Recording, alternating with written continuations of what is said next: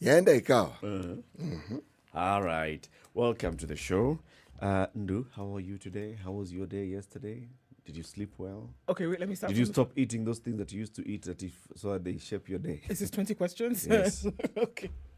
I'm fine, thank you. My day yesterday was uneventful. What did you sleep? Did I sleep well? When I did, I did. And the last question was, did I stop doing what? Eating certain things at certain times. Yeah, that diet project of yours. We actually forgot about it. You did forget I don't know about it. what you have for dinner determines the kind of day you're gonna have. Yeah, sort of. We'll go with your description. No, So did you prove it right? it's true actually. Energy, foods, eat junk, sugar. Yeah. It shows up, makes you So if tired, you eat sugar, you have energy. lethargic. Okay. If you say so, it's okay. And how are you? I'm fine, thank you. Super duper. Yes. Yes. Yes. We'll have a number of conversations today. We'll be looking at county governments. So counties are spending a lot of money. But how much of that money are they raising? Do they have that money that they're spending? Okay. How did they get it? That's a question. Money that is coming from either the national government or locally sourced funds. So today we'll be looking at how are counties basically generating their own revenues? What do you know that counties do to generate their own revenues? Number one. Licenses, fees, things like this. Which ones? What do you mean, which ones? There are many actually. Yeah, which licenses? and which Among fees? them now. Not some of the Single ones they single took. business permits, Oh, yeah. temporary Over to you. business permits. Voila. Those And ones CT has said. There are land rates. Those two permits for this and the other. All right. You want to own a dog, you get something. You want to own a cat, you get something. Yes, and if you don't have cats and dogs in your part of the world, then you have camels. You will levy a tax on camels. Pay something. They could be doing more, actually. You're crossing over one county to another, you pay something. That one is tricky. That one has really proved to be tricky. The cess one. It worked with sand when one is harvesting sand in, say, one particular region. So after a while, the sand harvesters are known. At least their vehicles are known. But this issue of someone coming from one county, let's say, for instance, there's a bakery in one county, and you want to supply another county, that has proven to be interesting because one of the things that many counties did not do in time, they didn't provide legislation to ensure that this thing was catered for. And then there was the debate of if let's say I come from Nairobi County and I want to go to Western, how many counties do I cross before I get there? Many. Yes, exactly. Then every time I cross that, do I have to pay? Yes. Now, And do people actually pay? Yeah, that's the whole idea. the thinking No, is that's that the they- idea, but can you in imagine just practical, from the- does it happen? Yes. Okay. A simple thing. You own, like, let's go with the city's example. You own a bakery. That bakery is operating in Nairobi. You have a vehicle that's branded that bakery. You have to pay advertising fees for in every county as you cross. As you cross over. Now, you see, tell me, will it encourage you to even have business in those particular regions now? Nope. Imagine. You just remove the branding and then Keep you the bread for, or you remove the branding. yep. You say you're going on a road trip. just With a lorry? Yes, and and then you're they'll handing stop out you. 5 and lobes they'll and 2 charge you fees. now for cess. You will be charged. You will be charged. Not easy to One do. of the things that the Commission on Revenue Allocation tried to do at the onset of devolution was precisely this, to try and educate the counties and the officials that work in these things to understand how it is you can benefit from devolution and how it is you can educate your people so that when you legislate to cater for what would be of benefit to your county, while at the same time being cognizant of certain functions which are national in nature. I was about to say nationalistic, then I realized that one is not quite the thing to say. So we'll have that conversation. And then Mike Sonko is facing his accusers in the Senate. That started yesterday. It's going to continue today. There was a bit of drama yesterday with the first witness and the second witness as well. First one was his chief accuser, the man who moved the motion in the County Assembly of Nairobi, the minority leader. He spoke. He was cross-examined by Sonko's lawyers. That is continuing today. So we'll be looking at that as well and speaking to one of the MCAs in the County Assembly of Nairobi. and hoping actually to speak to 2 MCAs in the County Assembly of Nairobi. More and more of that coming up. In the meantime, we have COVID in the country as we wait for the vaccine to arrive in January. And the elderly will get vaccinated first, alongside doctors and other healthcare workers. Higher, but what are the numbers? So we're looking at slightly higher numbers now Thursday. 394 new cases in the country, 10 new deaths. Still, looking at lower numbers as have been, recorded over the last few weeks. This now takes Kenya's total numbers to 92,853. So it still continues to rise here and there, but fewer numbers being recorded over the last couple of weeks. All right. We're looking at world numbers now of 526,806.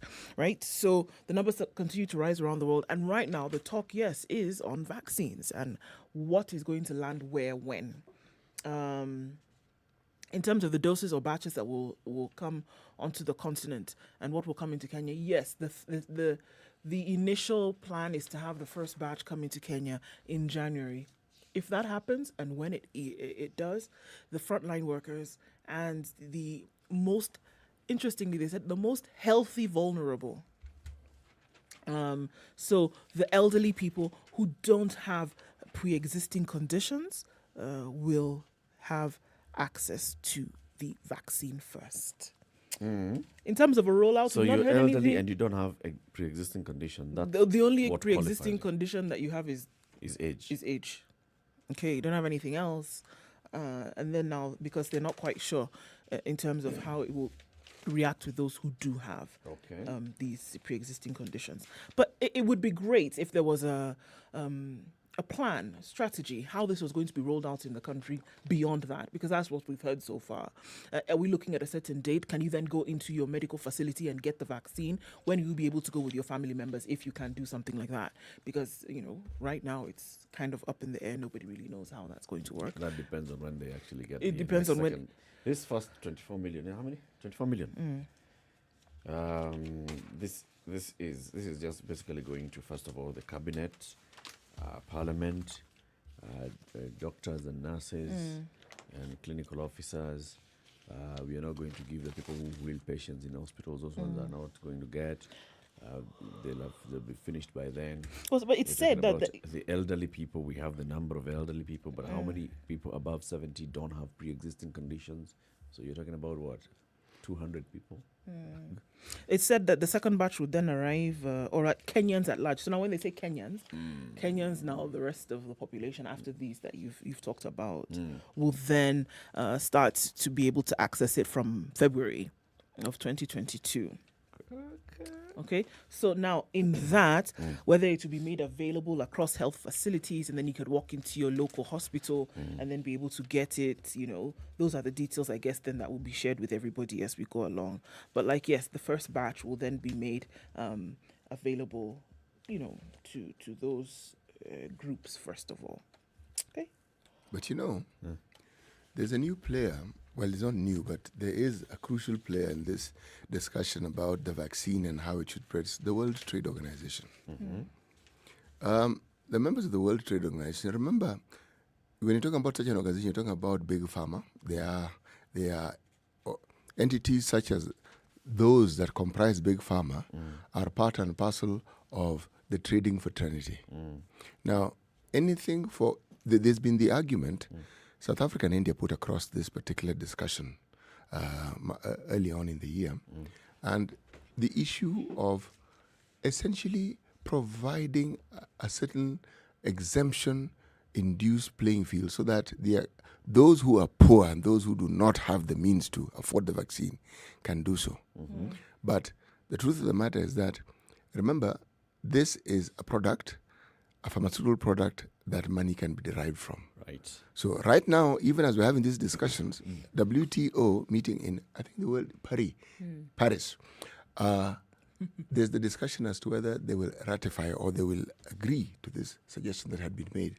But those who analyze these things say the likelihood is that they will not. They will not. The new boss of WTO has worked in the vaccine world, and Gavi is now also part of those that are considered well. Coming from this end of the world, where we have more and more poor people. So she should be doing well. Yes, but they're not She big. should prove to us why she got that vote. But remember, there's big. Really, there you go. Yes, but remember, Eric, there's big pharma, and they have serious strings that they pull. True. But let's wait and see, because the argument has been that they're putting profit over life. Well, it's interesting because look at this vaccine that's coming. So Kenya chose the Oxford vaccine, obviously because of storage and it's easier to store under, But also we have a strong affiliation to Oxford University through Cambridge. There you go. So now the government has ordered 24 million doses initially, and those doses will be administered to those groups for free. The ones that will come in February then will be charged. Everybody else gets to pay 700 shillings. For those doses. So I think it's interesting that there's some part that comes that then will not be charged, and then the next batch will be. 700 shillings not so bad in terms of what people were expecting. Not bad at all, actually. Nope. Because that's something that the government can take up. It could. Will be. Especially for now, all those who are vulnerable in terms of financial status. That is something that the government can also do.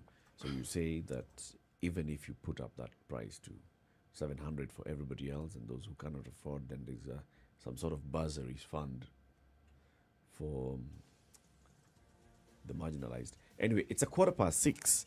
This is Kenya's biggest conversation, the Situation Room.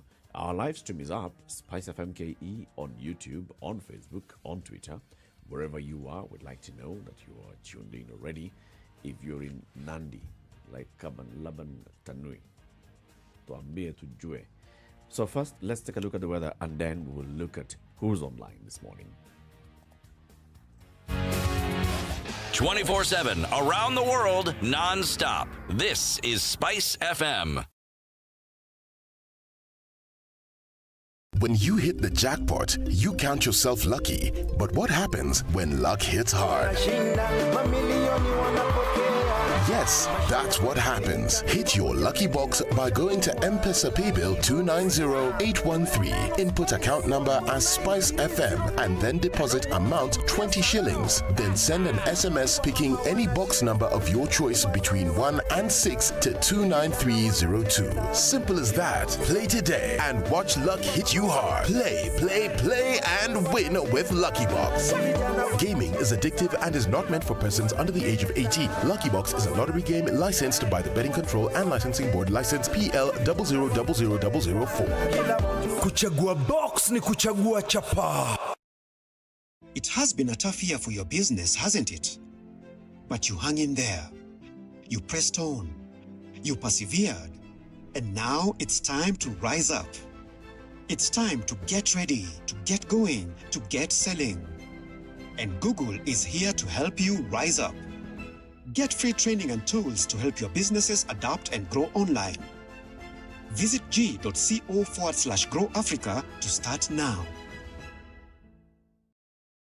Next week on The Great Kenyan Bake Off. Thank you. It's the final. All right, let's do this. My hands are not shaking right now. Hopefully, nothing goes wrong today. Our last 3 intrepid bakers will have to bring out their absolute A You game. ready for some smoke? Watch as they Ooh. battle it out in a technical that really challenges their skills and a showstopper that will push their creativity to the limit. Don't miss the drama as we find out who will be crowned Kenya's next top amateur baker. And the winner is... The Great Kenyan Bake Off, brought to you by Unga Limited, inspiring a nation to bake.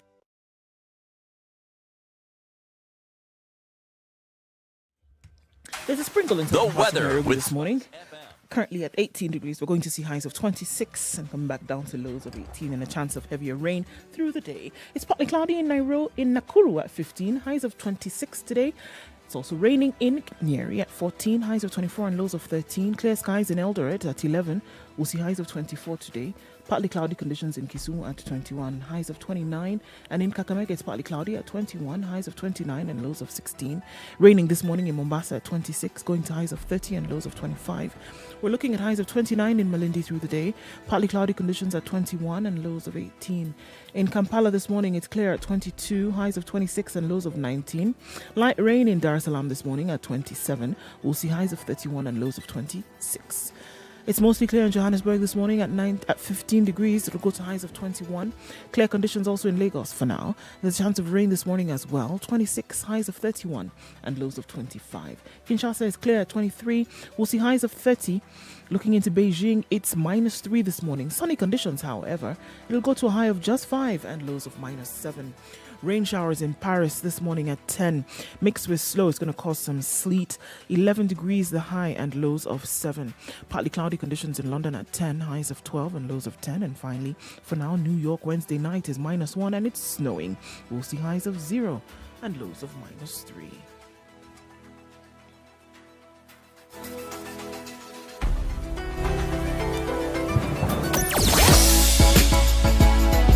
Sugar and spice and everything nice.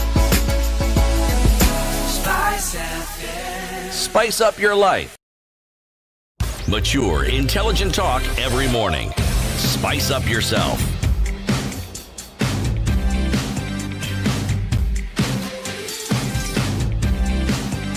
Mornings done right. 94.4 Spice FM, Nairobi. Who's online? Okay, so Brian Kuyanda is tuned in from Mombasa and he says it's raining, but the rain is not going to dull his shine.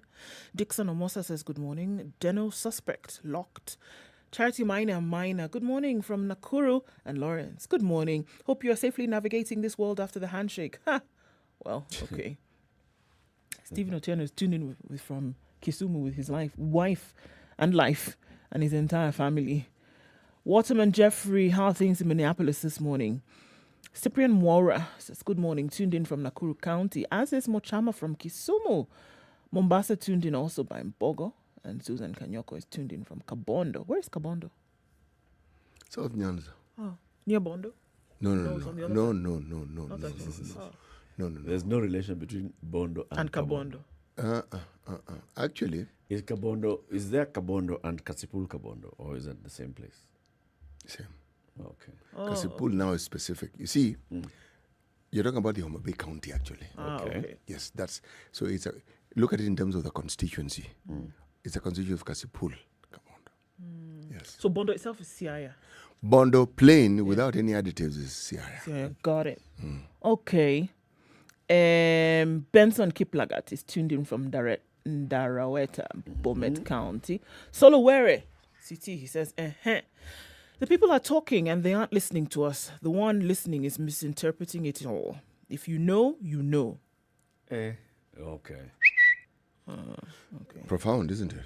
It is. And again, if you don't know, you don't know. You're not listening. Dag Yogusa is tuned in from Nyakach, Kisumu, and from Moses Gashari, Kagame from Juja. Okay. He's tuned in from Juja. Good morning, everybody. Okay. that person is specific. As to where he is. Yes, Juja, yes, but this specific place. And remember, Nyakach is in Kisumu County. It's not within Kisumu town. Huh? It's a county. It's in the county. Yes. Oh, it's a sub-county. Okay. Everybody, welcome to the show. We'll have interesting conversations today. So we're glad that you're tuned in. And the man from the train guy? Shurage is on the train this morning. The train man is on the train. And he says he can smell the weekend. Hey. Okay. All right. So, who are you sitting next to? Oh, Eric. And our El Bagon guy, he's not online. El Bagon today has not left. He will be online Has not later on the woken up. day. Maybe he has, but other things to do. Today is Thursday after all. Okay. Second last day of the week. Maybe tomorrow. You know, it's odd. We always think that Friday is the last day of the week. It isn't. The last working day for some. It's not. So which is the first day of the week? Who knows? You make what you want. So you can I come want to it to be Tuesday. Oh no, I'm listening to this and I'm wondering, so you can come to work on Sunday and make it the first day of the week. You can. You'd be alone, but it's okay. Yeah. You too. Those who decide that Friday. The world is your oyster. Okay. So what do you determine as the last day of the week? What do you use to determine that? I don't even think along those lines. I just think it's Friday and I don't have to come to work tomorrow. So that's the end of the week for you? No, it's not the end of the week. So what's the end of the week for you? The end of the week for me is Saturday. Sunday is the first day of the week. Sunday is first day? Yes. Okay. There are places where Saturday is the first day of the week. There are. There are Places where Sunday is a working day, like in Dubai, some of these. Yes, because Friday is their It's Sunday. It's their Sunday. Yes. Oh, wow. Yeah. You make it what you want. How do you want it to be? What do you want, City? Personally. I just want a box of chocolate and $5 million. Okay. Let's just hear This today's Thursday in Amambo. City. Hmm? Before we go into those places of chocolate, just give us today's headline. Not headline. Today's proverb. This one I found particularly interesting. It refers to Christ. All right? Even if Christ's death could have been prevented, Judas would still be a traitor. The guy was just not a good guy. No, it was okay. It was all right. The 30 pieces of silver got turned his head. Literally. Yeah. And in turn, he did away with his head. So even if Jesus had survived it, Judas would still be a traitor. So which part of Africa is this proverb from? Ethiopia. He's Ethiopian. Ethiopia, actually, Christianity came to Ethiopia way ahead of the other nations. The other nations of Africa waited for the English and the French and the missionaries to come in. Ethiopia had already received that message long before. Yes. Okay. C'est très intéressant. Sawa. So let's look at the headlines. So, okay. Our man won in Msambweni. This is on the front of the Standard today. Raila Odinga says, and I quote, the winner, Faisal, was actually an ODM member. There are a number of ODM people who voted for him because of the work he did when he was the assistant to the late Dory. People's verdict, ODM bosses, by-election loss, not a blow because the winner, Faisal Bade, cut his teeth in the Orange Party and Ruto allies now celebrate this victory. So you know what? The winner doesn't necessarily take all. Everybody can partake in this celebration. So we won. We won. Everybody won. He's our baby anyway. I mean, he was born here. It's just that now you guys are getting his adult life. But, you know... He started it off here. In a candid interview yesterday, Raila described his loss as the nature of elections, where you win some, you lose some. He nevertheless complained of blatant voter bribery by some MPs, describing it as unethical and discouraging. The winner was actually an ODM member, he says. There are a number of people who voted him in who are ODM members because of the work he did when he was the assistant to the late Dory. The seat fell vacant following the death of MP Suleiman Dory. Raila said people are free to interpret the win in Msambweni, whichever way they want. But as far as he is concerned, it was not a nationwide popularity contest for ODM. He said that his previous statement on the importance of Msambweni to the BBI was misunderstood. Of course it was. Of course. He said he meant to say... Thank you. BBI may have an uphill task in Msambweni if the handshake candidate failed.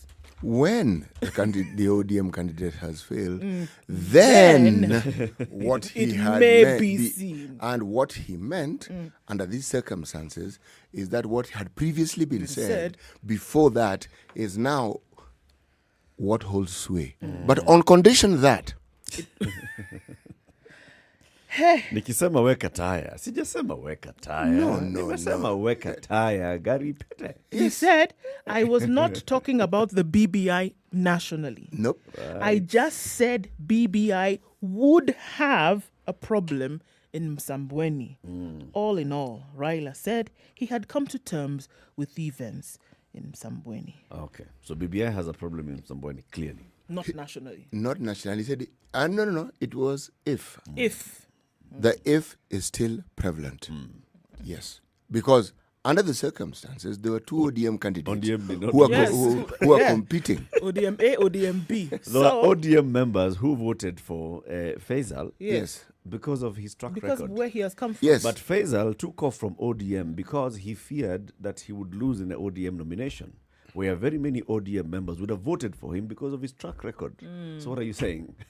We've all won. We are saying We're that all in the all same That tells you something about the ODM nomination then. Why is he not talking about that? What it tells you is that when democracy is rife and competition is rife, you will see what you're seeing.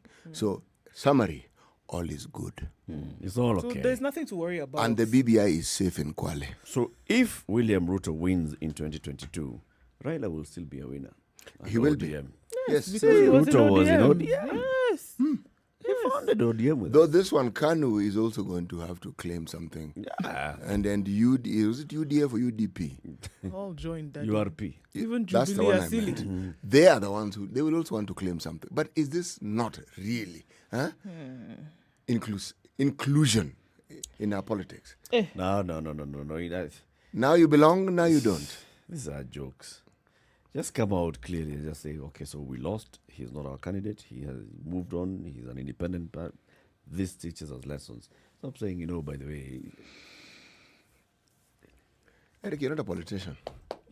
Yeah, I'm not a politician. Precisely. I'm So not a politician. let the politicians say what they like, how they like it best. We are fixing this country, City. We are fixing this country. We are not going to allow politicians to be waking up and telling us, Oh, I look, thought you said it's we're not what we fixing it. meant. Fixing it in a good way. And Okay, you good. actually think that politicians is not are what going we to wait meant. to ask our permission to say what Now they we'll want be to say? telling them, like now when Raila says something like this, we tell him, come on, boss. Kuna upungufu wa wajinga hii Kenya. That is it. Iko. Iko upungufu wa wajinga hii Kenya. You cannot come and tell us that this is an ODM. He is not an ODM candidate. That's period. Let me It doesn't juxtapose matter it. whether he used to be an ODM 15 years ago, 25 years ago, or now, or last week. He has not won on an ODM ticket. There was an ODM candidate whom you campaigned for, and that candidate lost. That's it. It has been said that President Trump claims and talks about rigging even in an election that he won. Is that true? Yeah. Yes, he says that. Even the one he won that he's just finished his administration, he said that there was rigging. So, is it an honest man who understands that things happen even if he's in power? That he himself may have gotten that position through the very same thing he's saying? The point I'm trying to make here Trump is has this. been called out, hasn't he? Not has been. He continues to be called He's out. being called out. And that's the same thing I'm saying. We need to do the same. Now you're becoming a politician, Eric. We need to do the same. Now you're becoming When a someone politician. tells us that when I told you 3 years What I ago that meant we have was- a big four agenda, but what I meant was That we're just going laying to do the a foundation. bricks. Oh, boss. So the big four was the big four foundations. It was a big four foundation. That's bunk. It was, It is bunk. it was a Vision 2030. We already have a Vision 2030 which has all those things. But we don't have details. Like that vision didn't belong to this party or that party before this period. And it was not said, specifically. It actually portends something that we should actually take note of and speak about equally loudly. Huh? This idea of interpreting reality the way you like. I have on many occasions said, and I'm going to continue saying it, there is indeed a profound difference between the truth and the facts. Facts. This gentleman was in ODM, decided to present himself as an independent candidate. Fact, he won the election as an independent candidate, not as a member of ODM. Truth, according to the interpretation of politicians, is now what we are discussing.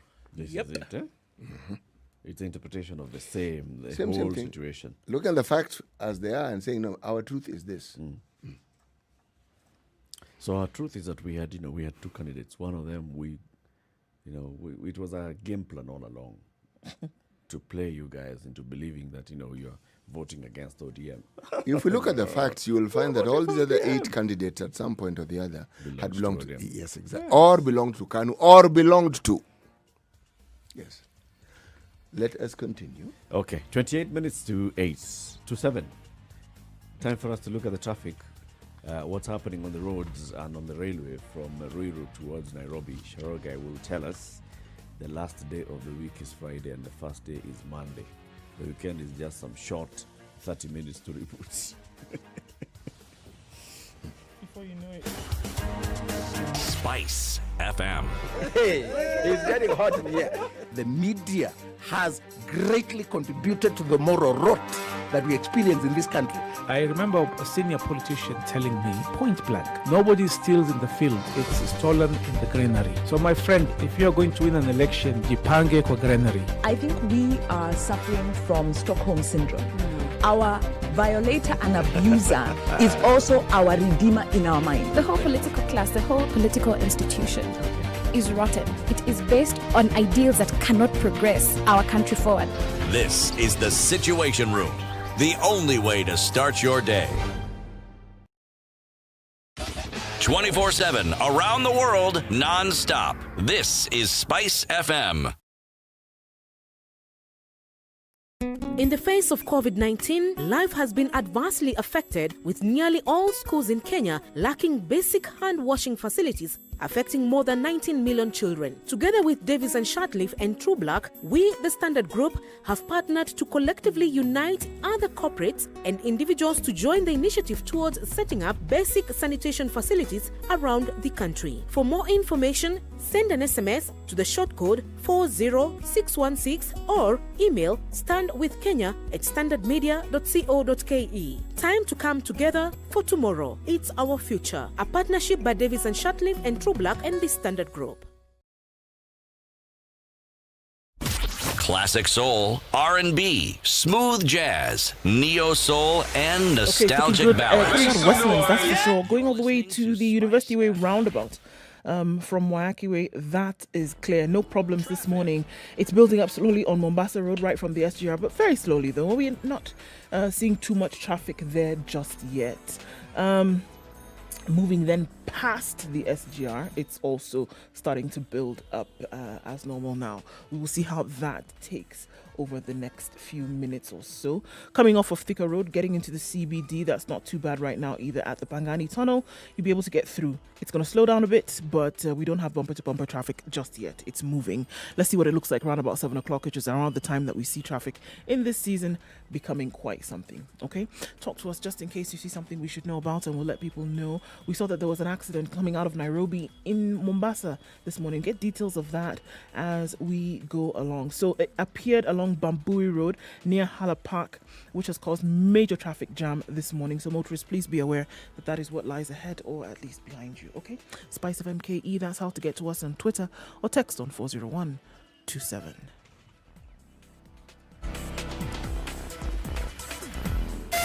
Spice FM, Malindi.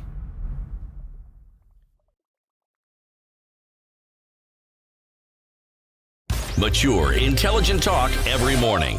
Spice up yourself.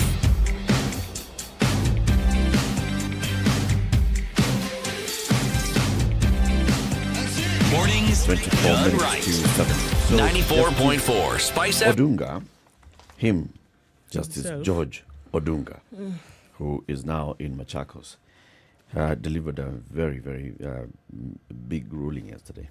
So there's a man who had been sentenced to life in prison 8 years ago because he had been convicted of defiling his own daughter, who was then a minor at the age of 16. It later emerged that this daughter had been coached by her mother to give false evidence to fix her husband, with whom they had marital differences.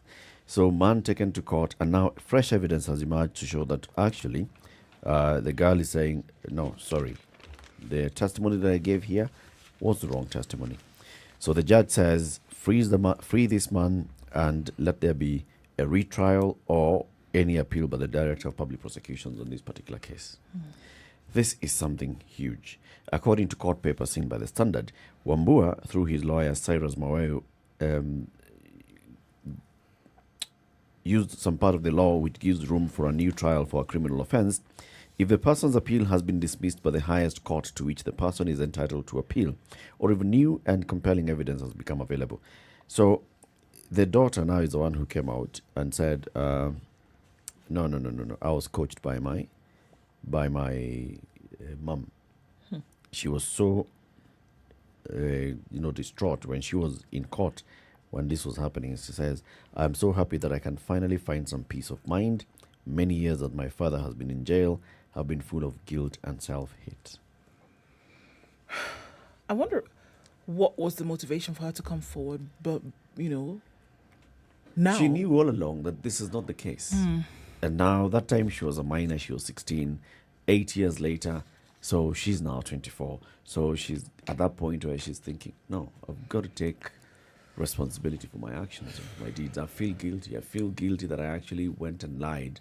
And at that point, maybe she just thought, well, he's going to be punished, he's going to be slapped, he's going to be told, usikuje hapa tena. She realizes now that the man is in jail for life. Right. That is something that really, really gets into your guilt conscience. I wonder and what... it's your father. That's your father. Yeah. So are we? So she was. The fact that it has been called a retrial, there's something else though that lies there, right? A retrial has been called for, so they're not necessarily saying that he is not guilty, but they're saying that let's try this thing again now without the evidence of what you would call your star witness, right? Something else would likely come out. Yeah. Not From necessarily. this trial, or you would then be able to cement his innocence. Giving the prosecution another chance. Yeah. Yes. So you relied strongly on the evidence of this one particular person. Yeah. And this one person has withdrawn and recanted. So if you'd like to charge this person afresh, do so. But the new trial shall not have the testimony of this particular person. So this is now on the hands of the DPP. Does the DPP want to charge the man afresh? Does the DPP believe that they have evidence that can stand a new trial? It's basically just leaving that door open, because that's what you're supposed to do. If there's any new evidence, go ahead and bring it. It is not going to be double jeopardy. Yeah, not in this case. Not in this particular case. But it's a big thing. Also, I looked at it and I felt sorry for him, because the judge released him on a cash bail of 30,000 shillings. Now that's another new headache. You've been in jail for 8 years. You're basically saying that ask your people to raise 30,000 shillings so that you can get out. Sometimes, we read these things and in the absence of guidance from what the law states, the judge may simply be following what the law allows. Yep, definitely. And saying, I wish I could just set you free. But I can't. Yes. Given what the law requires of you, this is the basic minimum that the law allows me to. Mtafute 30,000.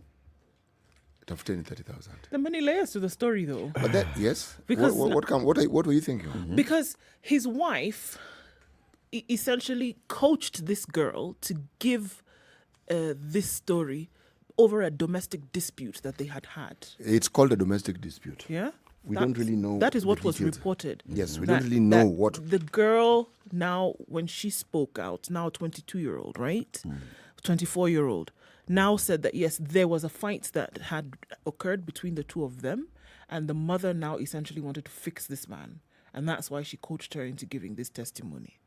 So, there are many more layers to this, and figure out, okay, so would it have been so easy? And then you want to ask yourself, how many other people might be in jail because of the testimony of somebody that may not have been true? May have suffered something, may be suffering something today over something that was not the truth. Yep. You get in and that's it. Yeah. And the law is very clear. You go ahead and defile your own child. Without a question. Of course, the judge that sent him to prison for 8 years, for life, had every right to do so.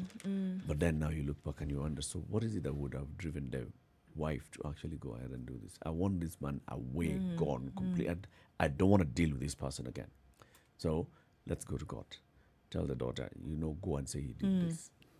And remember, a 16-year-old is not a very, this is somebody who already knows.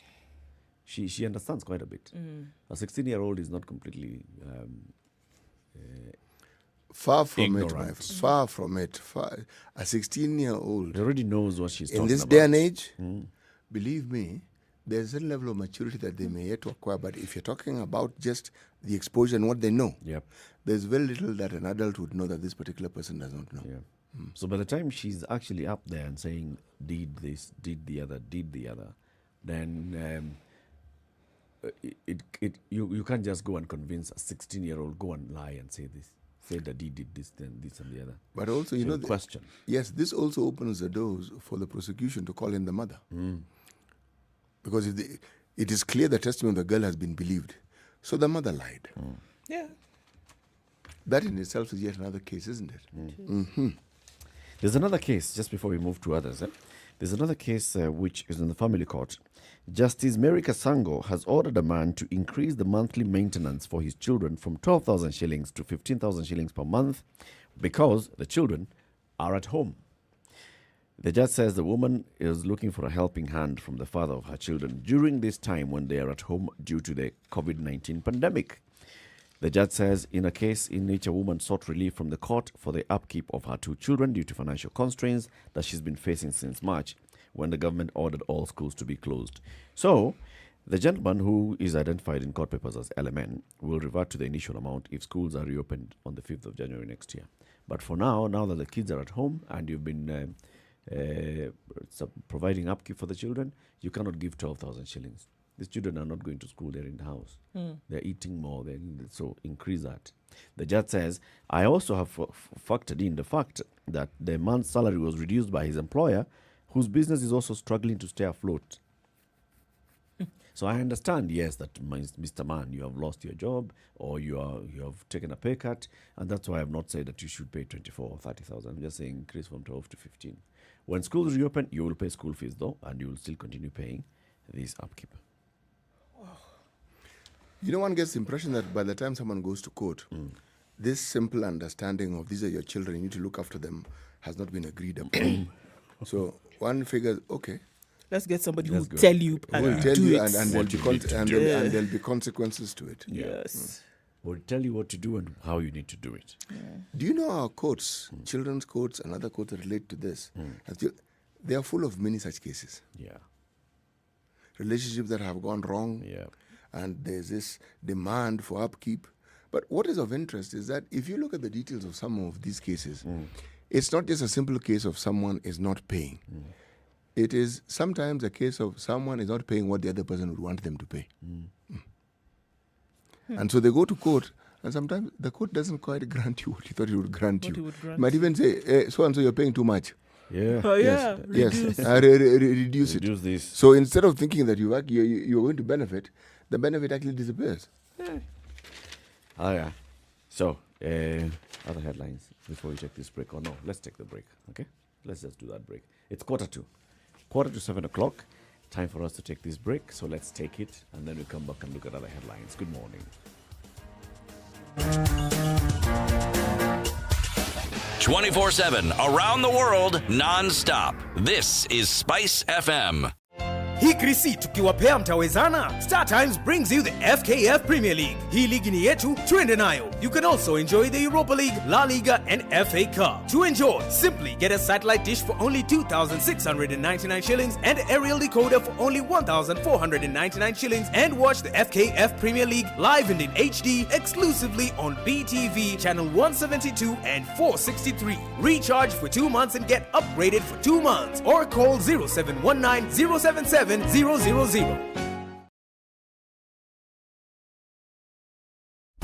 Classic soul, R&B, smooth jazz, neo soul, and nostalgic ballads. Make some noise. Yeah. You're listening to Spice FM.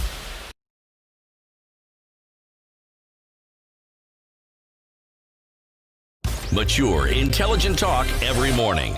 Spice up yourself. All right. So that headline that you want to share with us, Ndu? Patient sufferers work boycott continues. Kakamega County government moves to court to declare the strike illegal. The strike by health workers entered its 11th day yesterday with operation paralyzed in public hospitals across the country. At the Siaya County Referral Hospital, George Ochieng struggled to take away his sister who suffered a stroke. Ochieng was made to look for a private hospital in town. My sister had a stroke 3 days ago and she was scheduled for a CT scan today. Representatives of nurses and clinical officers said the strike would only end when their demands are met. The time is running out for a deal with the doctors, with only 4 days to the end of their ultimatum to government to address their grievances. Doctors suspended their strike by 14 days when it was said that these consultations would take place then with the National Assembly and Senate. Most public hospitals are asking relatives of patients to take them elsewhere as all departments remain shut. The Kenya National Union of Nurses Secretary General Seth Panyako on Wednesday said the nurses' strike is still on. The health workers are demanding an increase in risk allowances, sufficient personal protective equipment, comprehensive health cover, implementation of the collective bargaining agreement, and promotions. I will not call off the strike. Nurses work in an environment that is risky. This is according to Panyako in Kisumu. He said nurses work hard but are given the least amount in risk allowance. A nurse gets 3750 as risk allowance, while other people get 20,000. Other people being doctors. We don't have enough medical cover. We don't have medical cover. How are we supposed to work without insurance? Services at Kakamega General Hospital remained paralyzed yesterday as the county government went to court seeking to have the nurses' strike declared illegal. Now, the situation is dire for patients in rural hospitals, which are manned by nurses, and they remain shut. The county government hired nurses on contract to offer services at the maternity, emergency, pediatric, and renal wings.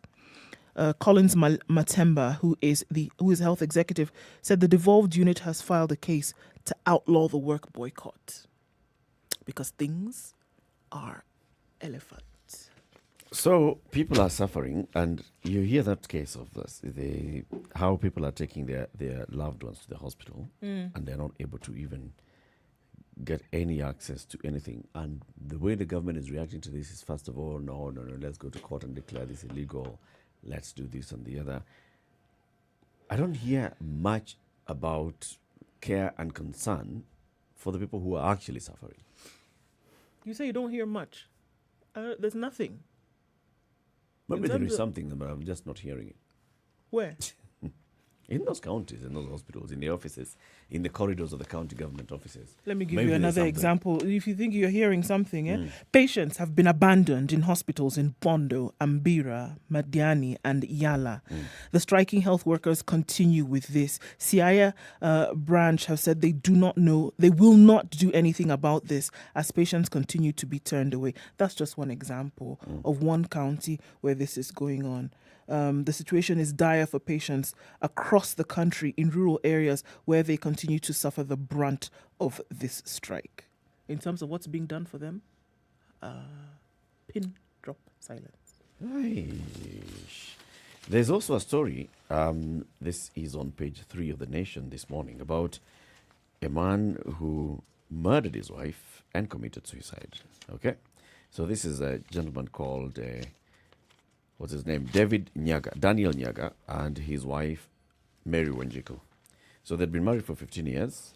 They lived in Ngong. Then at some point, this man, the woman heard a rumor that the man has got another woman pregnant. She got incensed. She decided to move out of their matrimonial home, and she went elsewhere. So this husband followed her, apparently, to go and have a conversation with her. And they had a spat. The man had carried a knife in his gumboots, so he removed the knife and stabbed her twice and left her for dead. She bled to death. The man took off and ran into Kabuku Forest in Ngong. He was arrested by police officers. He was taken to court on Monday. On this day that he's being taken to court, he finds a nice opportunity, takes off from the courtroom, runs towards Ngong Market, finds a woman who is there in the market, grabs a knife, stabs himself twice. The police catch up with him. They notice that he has a knife, he's violent, he's already stabbed, and they're not sure what exactly he's going to do next, so they shoot his leg to immobilize him. So after that, they grab the man and they try to take him to the hospital. Nearest health facility in Ngong, nurses are on strike. They're like, oh my goodness. Okay. So they bring him to Mbagathi in Nairobi. Nurses are on strike. Oh, come on, guys. So they move him to KNH. No, not able to give him service. Man dies of excessive bleeding. So man and wife both dead. There are several angles to that story, of course. There's a story of the violence. There's a story of what the man did to his wife. There's a story of what he did to himself.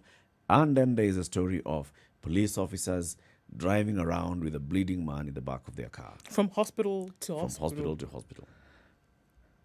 And these are police officers. They can actually come and say, songa kwa line, deal with this guy. And they're like, there's nobody. Hakuna mtu wa kudeal, officer. As in, do what you want So to essentially do. what Do you're what you want saying to is do that with. they didn't have the option of taking this particular individual to a private clinic. They had to look for government or public hospitals. Yep. Yeah. Really? Yeah. No. The no here, They go to a private hospital and demand as whom? actually, it's not as whom. What is it that you are required as a healthcare provider? To provide Emergency healthcare. services. Yeah, these are emergency services, my friend. And this is life-saving. Yes. So it doesn't matter whether they're private or public, because if you can't provide that and you can't act in such a situation, you can't act positively, then lock up that business and do another one. Yeah. So they should have gone to a private facility. A hospital. So long as Yeah. it's a hospital, they should have gone to a hospital. That's a point. That's a point. That's a point.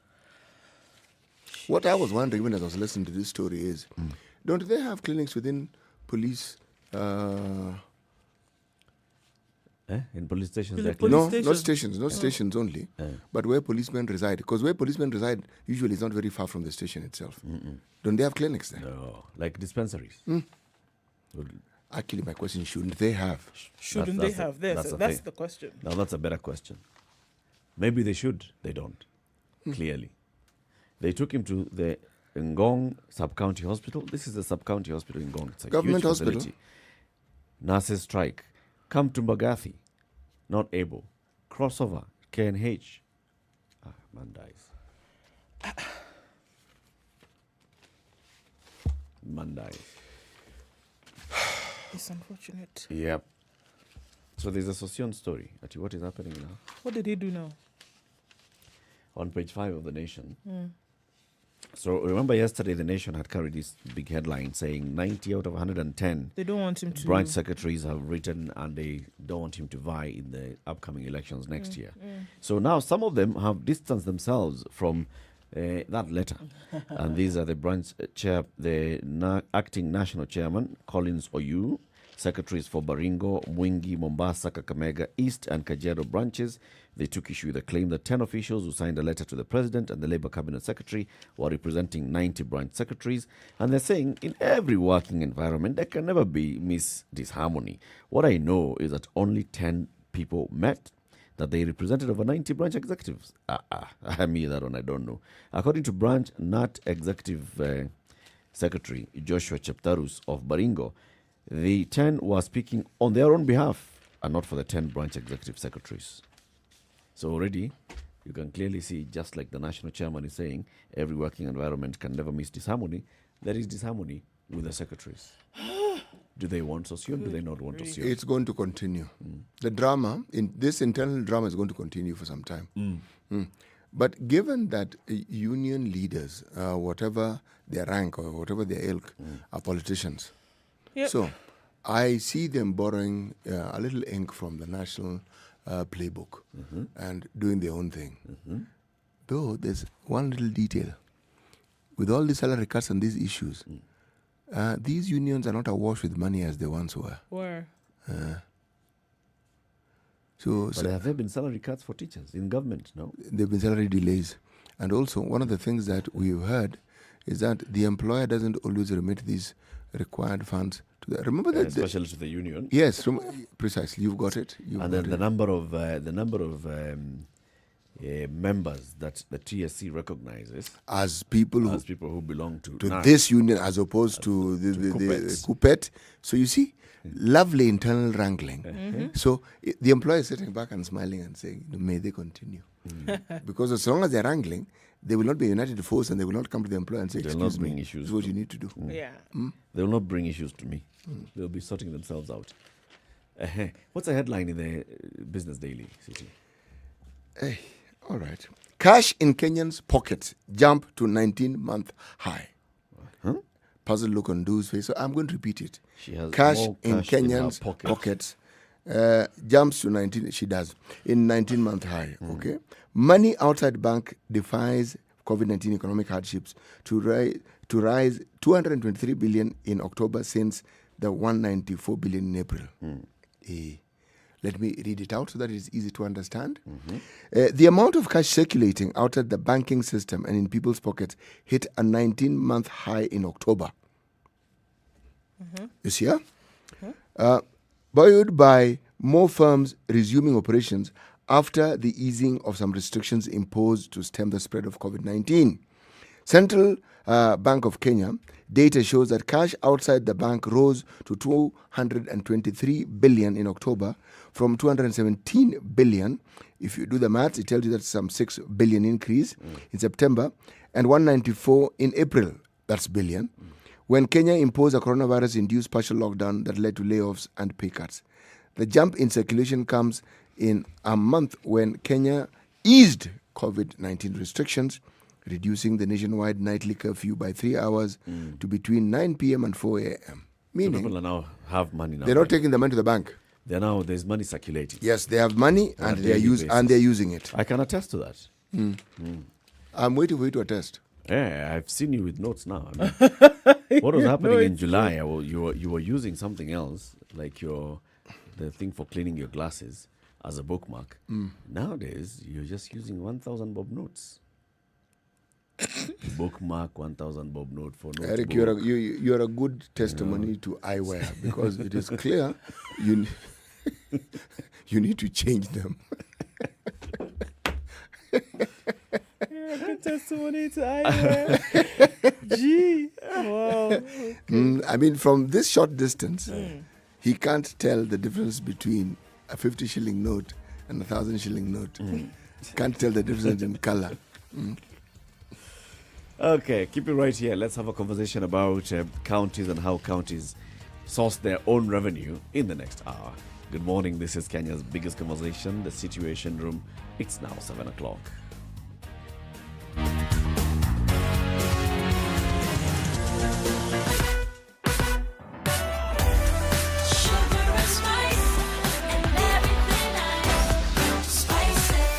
Spice up your life.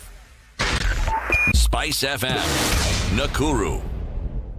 Okay, the road that connects Kiambu Road to the Muthaiga Square this morning is jam-packed. It's not moving, and so you're then trying to connect to the Thika Superhighway from there. It's going to take some time to get off of this one. The traffic on Thika Road today starts at NYS, and the Muthaiga overpass lane. Motorists are not moving off of that one. So yes, we do have a bumper-to-bumper situation right there. Trying to get into the CB is going to take a little longer than you expected this morning. Other parts of the city, however, it's flowing smoothly. Not too much of an issue. Right around Westlands, then going towards Ngong Road and Langata Road, coming out there is not too bad.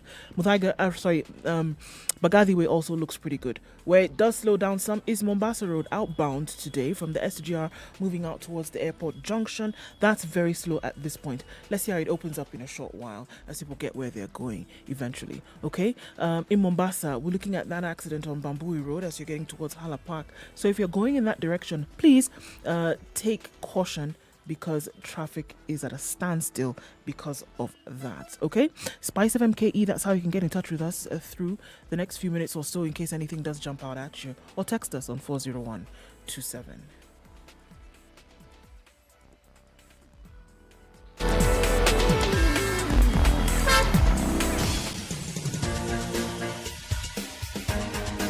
This is the Situation Room, the home of hard-hitting political commentary and penetrating insights about the state of the nation. This is a talk radio experience like no other. The Situation Room, a place for hard truths, debates, and elevated conversations. The Situation Room, witty, political, engaging, deep, controversial. In the room, we have C.T. Muga, researcher, academic, seasoned political observer, a fountain of wisdom in these politically uncertain times. Ndu Oko, Nigerian by birth, Kenyan by choice, communications expert, Pan-Africanist, a truth seeker and believer in people power, and Eric Latif, agent provocateur, the man in the chair, seasoned journalist, news hound, a man who believes in punching up, not down.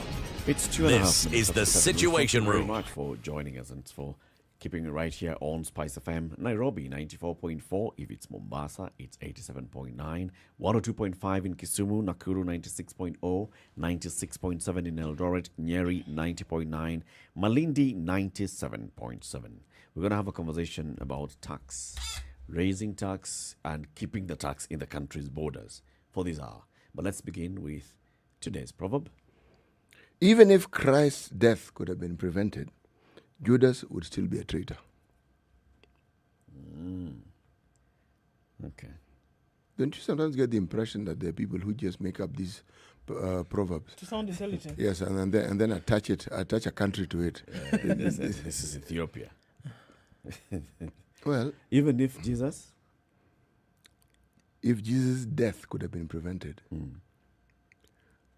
Judas's traitorship could not have been. Let's say if the people had said, no, keep Barabbas, give us Jesus. In fact, hang Barabbas immediately and just give us Jesus, set him free. Jesus, set him free. Judas was the man with the 30 pieces of silver. Yes, would still be a traitor.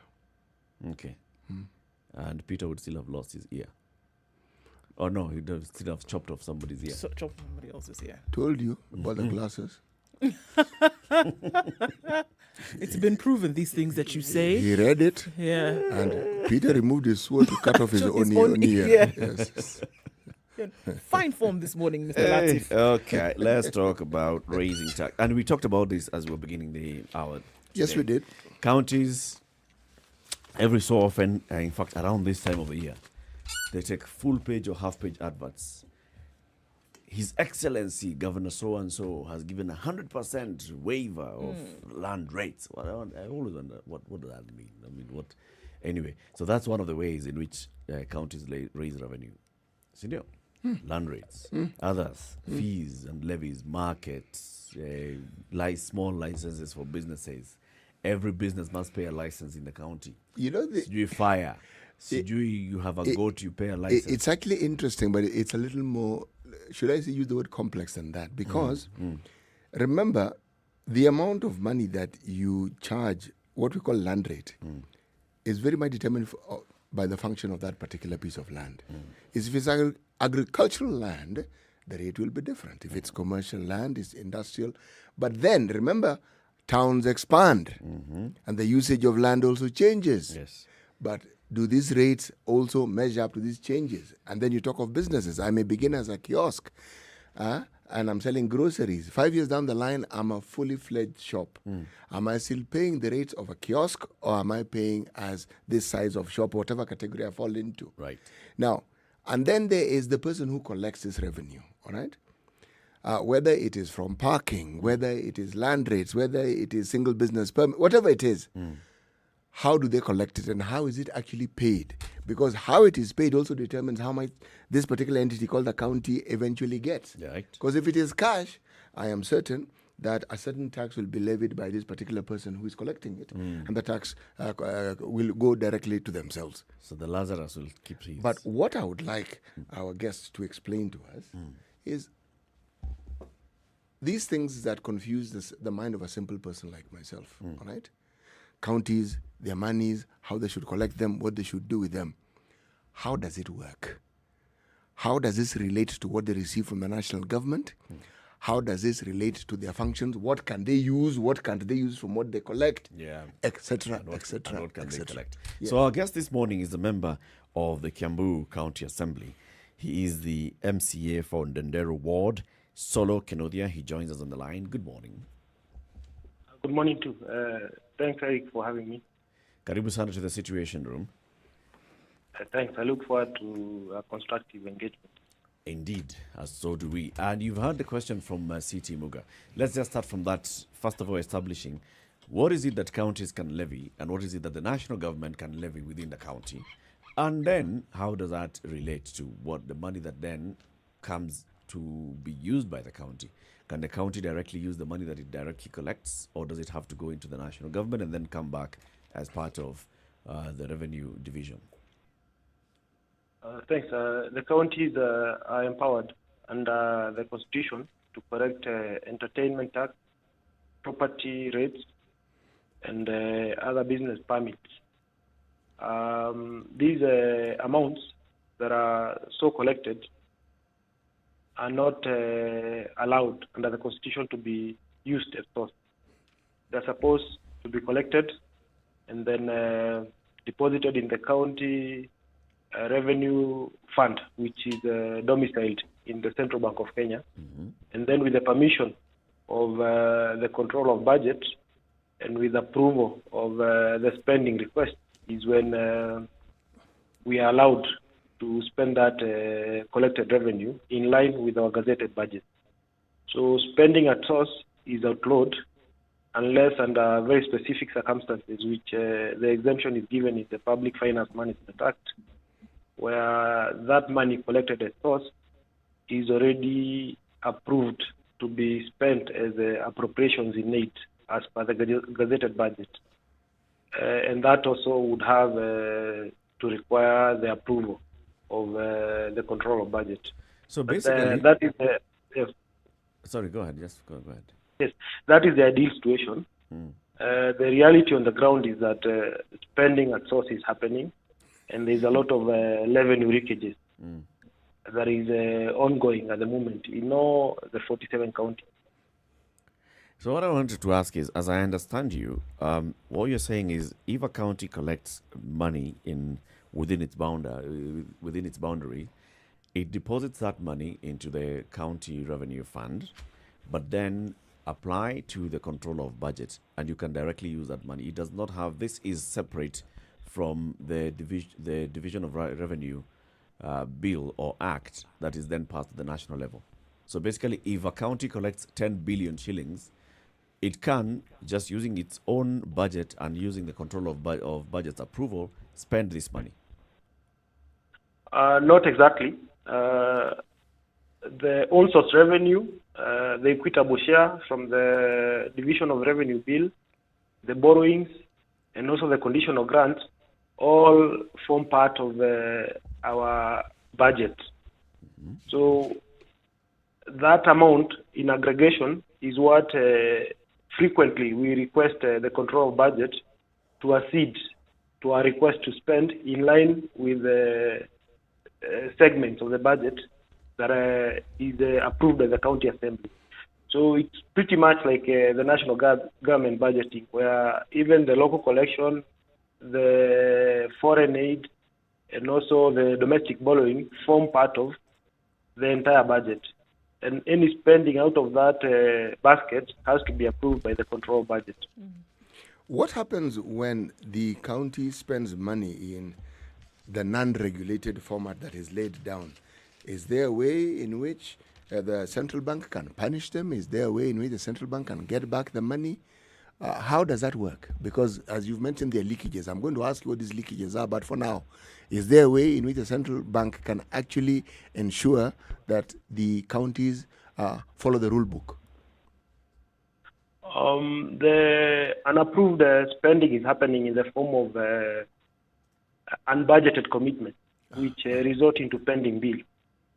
The counties overestimate the amount of money they are going to collect from the own source revenue, and they create an artificial ceiling because they know from the get-go that they are not going to realize that own source revenue. So when we are doing the budget, we compile the equitable share, we compile the conditional grant, and we also compile the borrowings that we are going to finance the budget with. And then as the last component, counties usually overstate their own source revenue to create an artificial room for them to issue local service orders and local purchase orders, which are not supported by the budget. And that way they are able to escape the regulation from the control budget that every other expenditure has to go through his or her office, and it has to be supported by the budget. And the crisis now that is with the counties is that by tweaking with the own source revenue projections in the budget and having that inflated figure gazetted as part of the budget, they create an artificial room where they can incur expenditure and then pass it on to the oncoming governor. Probably every election year when there is a campaign mood, the governor go out on a spending breeze, and using that tweaking and creating an artificial window where they have a ceiling to spend outside the attainable revenue levels, they're able to create that problem of pending bills. So that is happening. Aside from the fact that we also have the problem of revenue leakages and also business automation that was projected to enhance revenue collection was invaded by vendor-driven contracts, where you have softwares that serve the interest of the supplier, other than serve the interest of the county in revenue collection. For instance, you'd have a situation whereby if you walk into a county A to pay a business permit voluntarily, there is a revenue share proportion for the vendor of that software.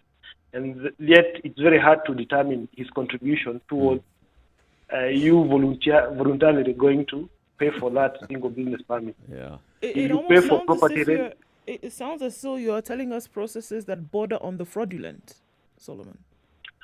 Yes, it's a graduated form of fraud that is very hard to And this is something that is across board, everybody is aware of, but just continues to do it because nobody has shown the light on these practices, or because they're being swept under the carpet? These issues have come up in quite a number of counties in the Auditor General report. For instance, in Kisumu, there was an issue. In Kisumu, there was an issue where the vendor who's supplying the software is able to hold funds from local collections for up to 2 weeks. And this vendor, incidentally, is a bank. So you can imagine the bank is trading with the local revenue from Kisumu before remitting it to CRF account. That is tantamount to revenue leakage, because somebody is profiting from taxes that are supposed to engender the government role of provision of service. That issue was raised in an audit report by the Auditor General and also World Bank. In Kiambu, we have a problem again where we have parallel revenue collection systems, about 4 in operation. And all these systems have a revenue share. So you can imagine the interest of the Mwananchi and service delivery is not at the core of this procurement, but rather interest of people in powerful positions who are in the first regime that procured those systems. So essentially what you're saying is that some of these schemes are a carryover from a previous government, and as we know, every government comes with their own little kingpins, and so everyone has a system by which they ensure revenues collection. What portion of this revenue actually eventually gets to the county? The vendors demand between 5 and 10% of whatever is collected. My Lord. And in some instances, like Vihiga, there was an agreement of 20%. So you can imagine it's a very ruthless slaughter of this tax. And there is no cap that the law, there is no limit that the law sets in force that indicates that it is only this percentage that a vendor is permitted to actually levy on a county. There is no such thing. Actually, is there a law that manages how a county can then procure services, such services on source revenue? Yes, actually, the Constitution, which is a supreme law in Article 201, demands prudence and transparency in spending of public finances. And Article 227 is very specific in terms of procurement, and that procurement has to be done prudently, and value for money concept has to guide that procurement. Flowing from that two provisions, we have the Public Procurement Disposal Act and Public Finance and Management Act, which outlaws wasteful expenditure. But because we have 47 governments, and you know the mentality of majority of people in public service is that we are ever looking for loopholes to capitalize and score in our own favor. It's very hard to govern because IFMIS was born out of the Public Finance Management Act. Yep. And IFMIS, in its wake, outlawed the local authority system, which was called LIFOM, which was working very well because it had domesticated all the revenue streams for local authorities. And the directive from Treasury was that counties were to procure systems that are able to be integrated to IFMIS. and then they were to withdraw from using rifles. What happened from 2013, there was a downward spiral, and revenue reduced to levels that were below what the aggregated local authorities in particular counties were collecting. So that gap was created by a directive from Treasury that was intended to harmonize management of finances, but it had unintended consequences by creating room for people to profit from that opportunity. So there's no, just like going back to CT's question, there's no law that caps how much revenue share you can get into with any entity that you're procuring services from. There are two options for remuneration of a vendor. There is a one-off subscription fee, and then annual renewals, and then there is the option of revenue share.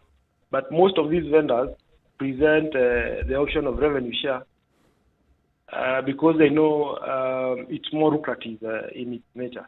But this is something that is emerging. It's an emerging issue that Treasury should look into. And as they propose to amend the PFM Act, because there is a strategy paper to that regard, and also to amend the Public Procurement and Disposal Act, they should fine-tune those limitations, because currently it's an open check.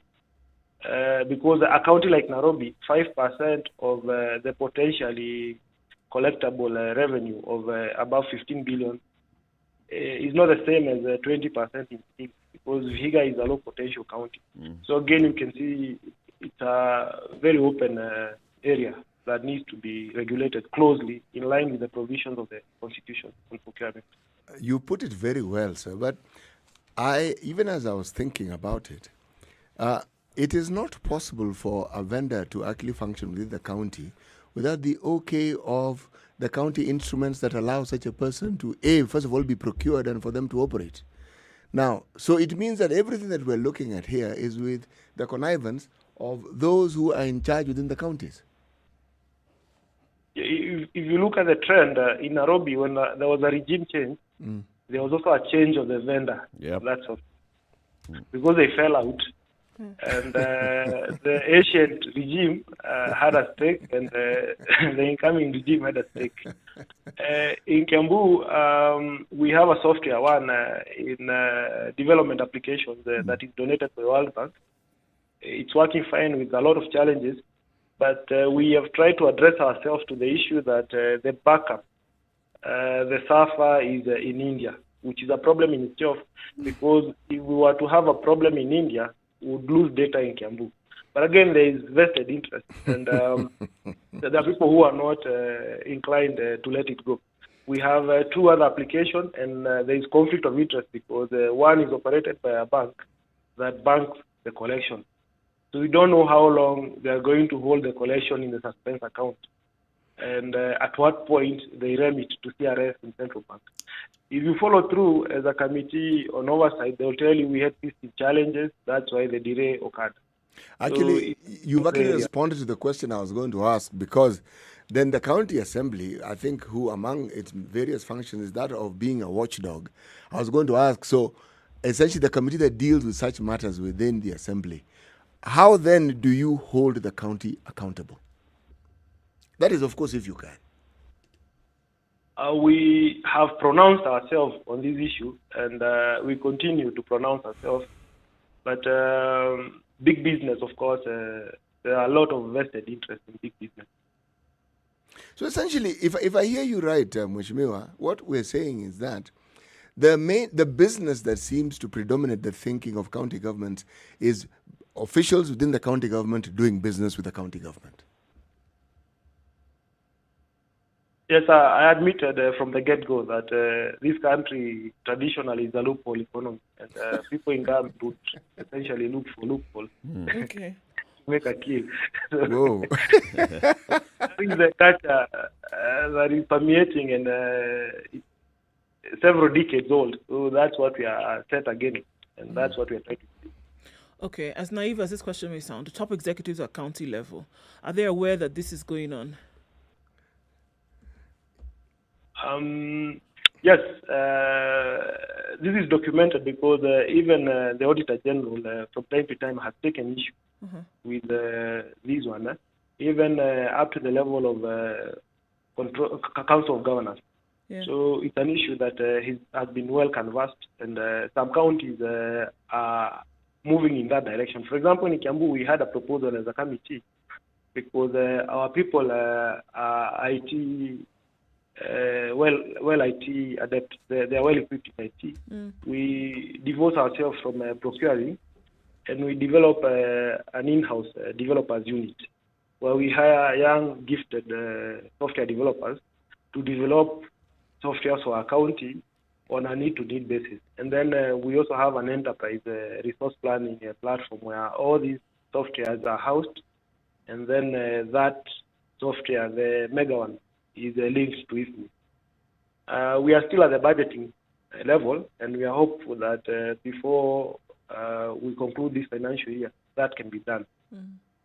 Because for so long as there is some commercial interest, we won't get the best for the county. But if we have our own developers who are civil servants and they're employed to take care of our own interests as a county, then we can avoid those issues that crowd issues to do with the software procurement. So, Mheshimiwa, are we looking at a case whereby, because we talk about what could be seen as small amounts, 5% here, 10% here, 5% here. Are you at a place when we're talking about much needed income at the county level, we're talking then about huge amounts of money being lost that could actually be used and put towards county development? Is that the case? Aggregated, the small amounts would add up to quite a considerable amount of money. And then the other issue is, and City had raised that issue, nobody is allowed to spend at source. When a provider is allowed via this contract to extract the 5% before the money hits the CRF, that is also qualifies to be spending at source, which is irregular and illegal. And no county has been able to address that issue, despite that issue coming up in subsequent audits. Has been able to address it or has been interested in addressing it? We are at the mercy of these vendors because, again, as we said, their regime, every other regime would have their own vendors. Kiambu, which currently we are into a third regime, we've not been able to change the software since 2014, 2015. So it's an issue that needs a lot of thinking, and Treasury should also pronounce itself on this issue. Other than this, also we have issues to do with we have modern softwares, but we have a very highly aging workforce that is not ICT compliant. When you send people to collect parking revenue using handheld gadgets that are ICT based, and the training is also not aligned to ICT, it's just general training, then that also presents a problem. Barring the issue of corruption, our own employees technically compliant to work in a business automated environment. So that again is an issue that counties should focus on. You know, I'm wondering how all this would happen. I just look at the journey that we took from enactment of a constitution, and all this actually even entrenched in the constitution. Then there are laws that govern how public finance is managed. Then you look at the transitional authority. We look at the Commission on Revenue Allocation. We look at the control of budgets, the Council of Governors itself, and the expertise that it brings, the Auditor General. But despite all this, we are still talking about counties not A, being able to raise the revenue that they should be raising, that they have a potential to raise, and B, all these leakages that are happening at county level. How does that happen?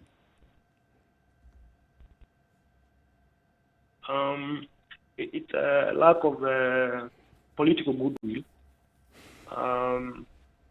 That, by and large, is the main reason why we continue to see these leakages. Also, we have a lot of political interference in the revenue collection front. where every other subsequent regime, in a bid to reward their campaigners, they would post their campaign foot soldiers to be revenue clerks. And I guess what I'm asking, Mheshimiwa, is with all these laws in place, with all these institutions and independent institutions in place, is it not possible to rein in on this wanton corruption or mismanagement of public finances by those in authority? Kenya is very interesting. Whenever we have a problem, instead of enforcing the laws that we have, we register more. We had the Anti-Corruption Authority. When it was not effective, we came up with the Anti-Corruption and Economic Crimes Act, which again, we are doing pretty well in terms of enforcing, but we cannot do everything at the same time. We also need to have a change of societal attitude towards matters to do with integrity, because the society puts us in office despite our obvious shortcomings as a politician. For example, a good example would be Nairobi County. Currently, the NMS, nobody elected the NMS, and it's working just fine. If we go back in retrospect and ask if the good general was to vie for an elective post maybe 2 years back, would he have made it even to the top 3? Even today. So also we have a permissive culture where corruption is looked upon with very merciful eyes. So even the community itself, the society, needs also to reevaluate itself and look at the societal values. So that if we fight corruption, we fight it in an enabling environment that enables the government and the enforcement agencies of government to work. Mheshimiwa Solo Kenodia, MCA in Ndendere Ward in Kiambu County. This conversation about on-source revenue for counties and looking even at the policy, at legislation, at what's working, what's not working, it's a big conversation. And we hope to invite you again so we can have a longer and deeper conversation around this. I think we just cracked the surface to just find out the status of things as they are today. And the revelations that you've made are quite eye-opening. Asante sana for joining us. Thank you very much for having me. Thank you very much, Mheshimiwa. Keep it right here. It's now 7:30. Shortly, we'll be back and we'll be speaking to Evelyn Mwendo, who is from the East African Tax and Governance Network. And this is about double tax agreements.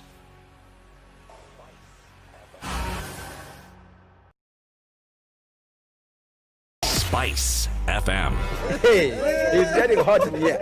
The media has greatly contributed to the moral rot that we experience in this country. I remember a senior politician telling me, point blank, nobody steals in the field, it's stolen in the granary. So my friend, if you're going to win an election, jipange kwa granary. I think we are suffering from Stockholm Syndrome. Our violator and abuser is also our redeemer in our mind. The whole political class, the whole political institution is rotten. It is based on ideals that cannot progress our country forward. This is the weather with Spice FM. Okay, so we are looking at cloudy conditions in Nairobi this morning. We'll see a high of 26 and lows of 18. It's showering in some parts of Nairobi. Cloudy conditions in Nakuru at 14, highs of 26, highs of 24 in Nyeri at 15. Light rain through the town today. Clear conditions in Eldoret, going to highs of 24 and lows of 12. It's mostly cloudy in Kisumu at 20. We'll see highs of 29 and coming back down to lows of 20. The low will be 16 in Kakamega today, going to highs of 29. Cloudy conditions through and through at 20. It's also raining in Mombasa at 26, highs of 30 and lows of 25. Mostly cloudy conditions in Malindi at 20 with highs of 29 and lows of 18. We're looking at light rain in Kampala as well at 20, highs of 26 and lows of 19. Dar es Salaam is also experiencing rain this morning at 26. We'll see highs of 31. And mostly sunny conditions in Johannesburg at 15. We'll see highs of 21 and lows of 15. Where in Lagos, the rain has begun at 26, highs of 31 and lows of 25. It's partly cloudy in Kinshasa with a chance of rain anytime now, highs of 30 and lows of 23.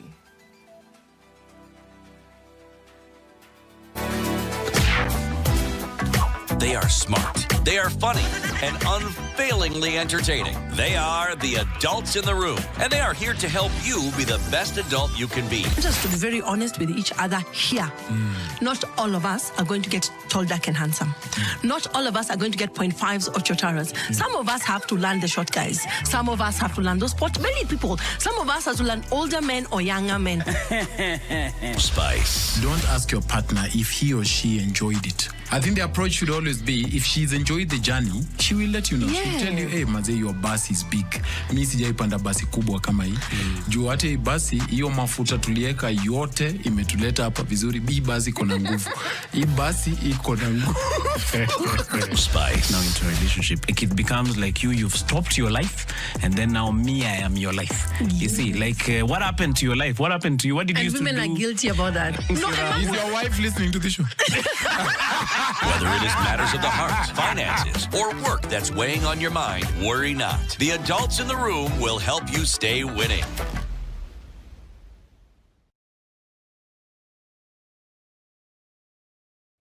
Okay, so we saw some traffic on Mombasa Road. We still see some, and this is just between the SGR and Cabanas. After General Motors, it's Easy Street all the way through to the Nyeri Stadium roundabout. At the roundabout, however, it slows down just a little bit as you're getting into the CBD and then on towards Westlands, but it shouldn't be too bad after that. Thika Road is where there is bumper-to-bumper traffic, all the way from the NYS, then out through to the Pangani Tunnel, moving very slowly. As you get into the CBD. Wangari Maathai Road, though, as you get out of that, will lead you into the CBD without too much of an issue. Okay, so there was an accident on Mombasa Road as well, if we're going to go back in that direction, right around Sabaki, police on site and trying to get that traffic moving well. So if you're headed in that direction, if you're coming into that, that is what lies ahead. We'll take a look at what's happening in other parts in a while. In the meantime, see something we should know about, let us know. Spice FM KE. I was going to say Southern Bypass, Eastern Bypass, all join. Or text 40127.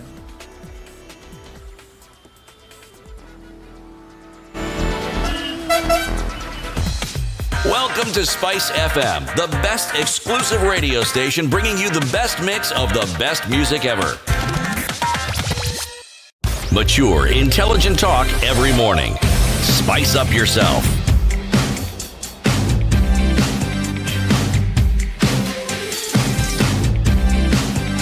Mornings done right. 94.4 Spice FM. Kenya's biggest conversation. We're back. We're having the conversation on tax today. How to raise our own revenues as counties and as a country. And then how to keep that money in the country and not for it to go. Now, you've seen recently a number of news articles, especially now with the whole debacle about Sport Pesa going to court and the directors accusing each other of this and the other, and revelations that are coming out on, all right, so how much are they able to collect on a daily basis in terms of how much the punters are putting in for bets? How much are they raising per month, per year? How much of that is now going out to pay for services, for example, the owners of the platform, IT services and the rest, and where those companies are domiciled? Those are conversations that now have emerged. We have also had a conversation before where we talk about how much money is raised locally by companies, and then those companies have some shareholding that is outside the country, and how much of that money is then repatriated outside the country. All those things emanate from things like the kind of agreements that Kenya has made with other countries on taxation and all. So let's just get straight into this conversation on looking at the opaque tax treaties that the Kenya has with other countries. Joining us is the legal officer at the East African Tax and Governance Network, Evelyn Mwendo. Good morning, Evelyn. Morning. Thank you very much for joining us. Thank you for having me. All right, welcome to the Situation Room. Let's start with this whole issue of just a definition. The tax treaties that the country has entered into, and the importance of having such treaties, and then the downside of such treaties. Okay, so double taxation agreements, or as they are otherwise called, double taxation treaties, are agreements between two countries to pretty much decide on the taxing rights. For instance, they were actually designed to increase cross-border trade, so that entities that carry out business in several countries are not taxed on the same income twice. that would be unfair. So they actually have a lot of good value. The intention behind double taxation agreements is actually a good thing to increase cross-border trade and investment. But you also mentioned talking about the downside of double taxation agreements. Now, the downside of double taxation agreements is that they have been widely abused. So what happens is that you'll find multinational entities or multinational companies taking advantage of double taxation agreements between two countries so that they can reduce the amount of tax that they are paying. How exactly would they do this? I can give a very good example of the Spot Pesa case and the double taxation agreement that exists between UK and Kenya. Yes. So what was happening is there was the Spot Pesa company that was operating here. I think it was called Pevan. And then there was SPS, which was actually domiciled in the UK. So what would happen was the UK company was providing software services to the Kenyan company. So the Kenyan company would pay for those software services that it is paying. But the problem with that is how they were pricing those services. They were pricing them in such a way that it was up to 400%. It reached a 400% markup, which means that it wasn't at normal rates. They would overvalue the services, so to speak. And the reason why they were doing that specifically with the UK entity is because under the UK entity, the corporate income tax that they would pay is lower than the threshold that they would pay within Kenya. So they were purposefully shifting their profits from Kenya to the UK to avoid paying their due taxes here. Were they breaking the law? No, they weren't breaking the law per se. It isn't illegal per se what they were doing, but it shows that there's a system but there's in fact a problem with some of these double taxation agreements. It shows that Kenya, in effect, through this double taxation agreement with the UK, was signing off its taxing rights. And smart multinational entities that have sharp lawyers and have a lot of resources are taking advantage of such agreements to reduce the amount of taxes that they pay so that they can increase the profits that they have. But who in this country or which entity forms the body of that is mandated with a watchdogging duty of ensuring that Kenya benefits as much? Well, let me start again. Whereas they want to encourage investment into the country and cooperation and bilateral and multilateral trade, which body ensures that Kenya also benefits through their taxation for the monies that are raised within the country? Who is supposed to oversight all this? There are actually a number of bodies. Let me put it very simply. It's a group effort. There are a number of bodies that need to work together, that need to be more coordinated, and that need to listen to each other. So the Treasury or the Cabinet Secretary for Finance is the person who's actually given the powers to enter into such double taxation agreements. But the KRA, as the revenue authority body of Kenya, are the people who understand taxation. They're the people on the ground. They're the ones who are charged with collecting revenue. So what needs to happen between these government actors is that there needs to be a cost-benefit analysis. How much are we, in fact, gaining through these double taxation agreements? How much investment in trade are we gaining? And how much are we losing in terms of revenue collection? And do the pros outweigh the cons? Do the cons outweigh the pros? The other very, very significant body that needs to be more involved in double taxation agreements is the Parliament. The Parliament are the holders of public interest in terms of all the arms of government of Kenya. So they're the ones who are supposed to make sure that at the end of the day, whatever double taxation agreements that Kenya is entering, it should not be against our public interest. that it should not be harmful or have a negative impact towards revenue collection, and which eventually contributes to providing public services to the Kenyan people. You said that these entities that we do business with, and the example of SportPesa, I think, is a good one. They have smart lawyers, but the people who negotiate these things on our behalf are our ministries of finance. Are we saying we don't have sharp people in that ministry? That's a good question. I don't want to go ahead and say that we don't have sharp people in the ministry. I don't want to go and say that I'm actually saying we have do have very sharp people in that ministry. Okay. I'm saying that someone is dropping the ball somewhere within this government bodies. Someone is definitely dropping the ball. And a lot of times you'll find that we enter into double taxation agreements not because of proper economic reasons, but sometimes it's also very political. So there's not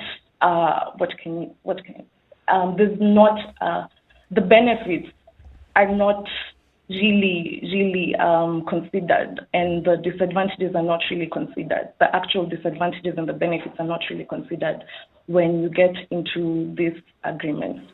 In fact, it's something that even investors have noticed. And they talk about how there's a rush, not only by Kenya, but by a lot of African countries to provide tax incentives blindly without really considering the costs and benefits.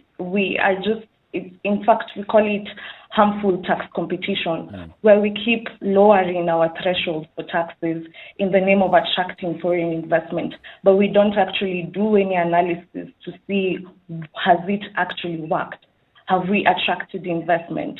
Is it really the main factor that investors look to whenever they're considering whether this is a good destination for my capital or not, or for my investment or not? But have our laws actually changed to accommodate this? I mean, I'm talking generally speaking, because the Betting Control and Licensing Board has been there for the longest time. From the time when there was the Spot the Ball contest, charity sweepstake, they've been there. But the entity you mentioned, SportPesa and their ilk, now that business is a totally different ballgame, completely different. And it's different because we are in a time when technology has enabled everything that you want to do to actually be accessed through something as simple as a phone. So it may not have been possible to anticipate what the future held, but what is possible was to have laws that can be, or agreements that can be reviewed periodically to cater for the changing times. Because from what you're saying, it looks like some of these agreements we signed are actually cross-generational, meaning it's signed now and it just continues. Surely there must be a point at which you pause and say, okay, we had this understanding. Do they have a tenure actually then? Yes. Double taxation agreements. Are we saying there's a double taxation agreement signed that will expire after 15 years and then there shall be a review? Every year yes. Is a tax agreement signed and that stays? Thank you. You've actually pointed out one of the biggest issues that we had with the whole SportPesa case. The fact that they were actually using a double taxation agreement that was made in 1977, and that it does not necessarily, that it definitely does not apply to the current economic situations right now. You just mentioned a very important issue that we have with double taxation agreements right now the world over. It isn't just in the Kenyan case, but it's also a regional and it's also at global level. And this is the issue of the digital economy and how it affects taxation of income.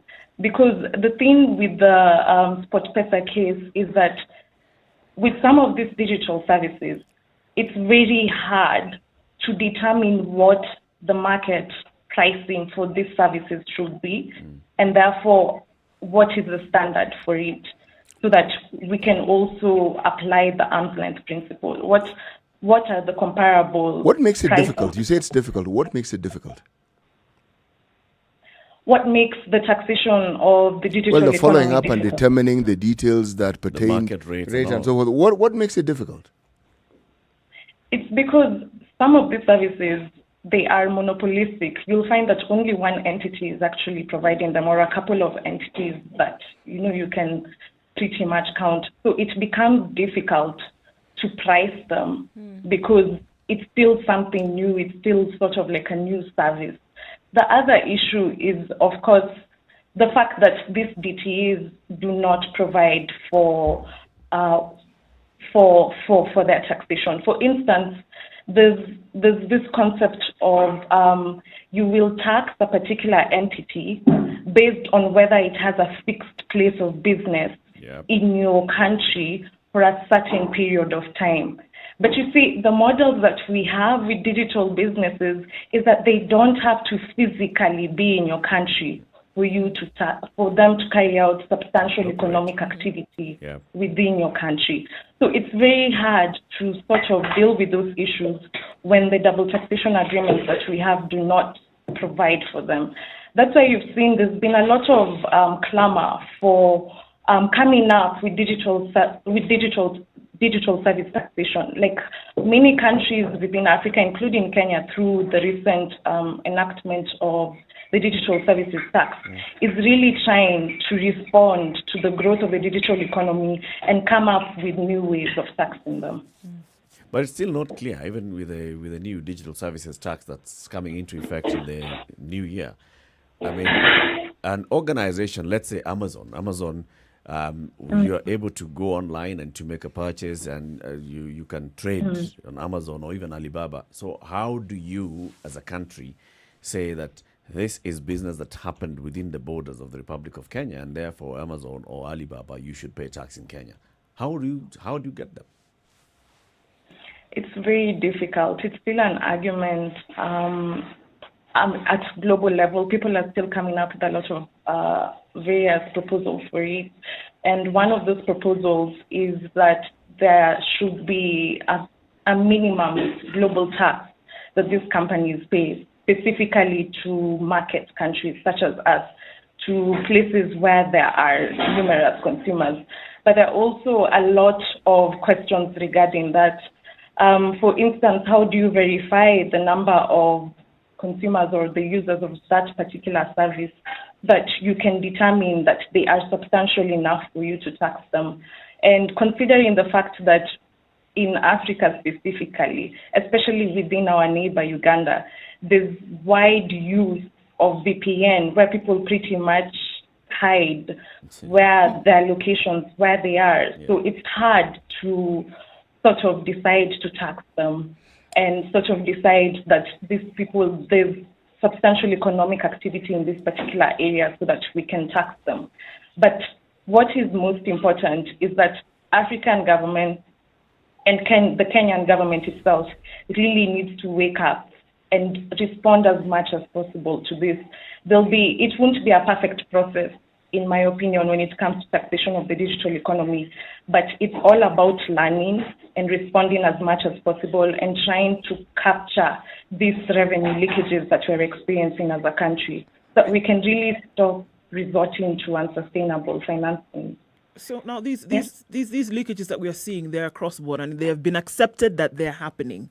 Who really gains if things are maintained as status quo? Who gains right now?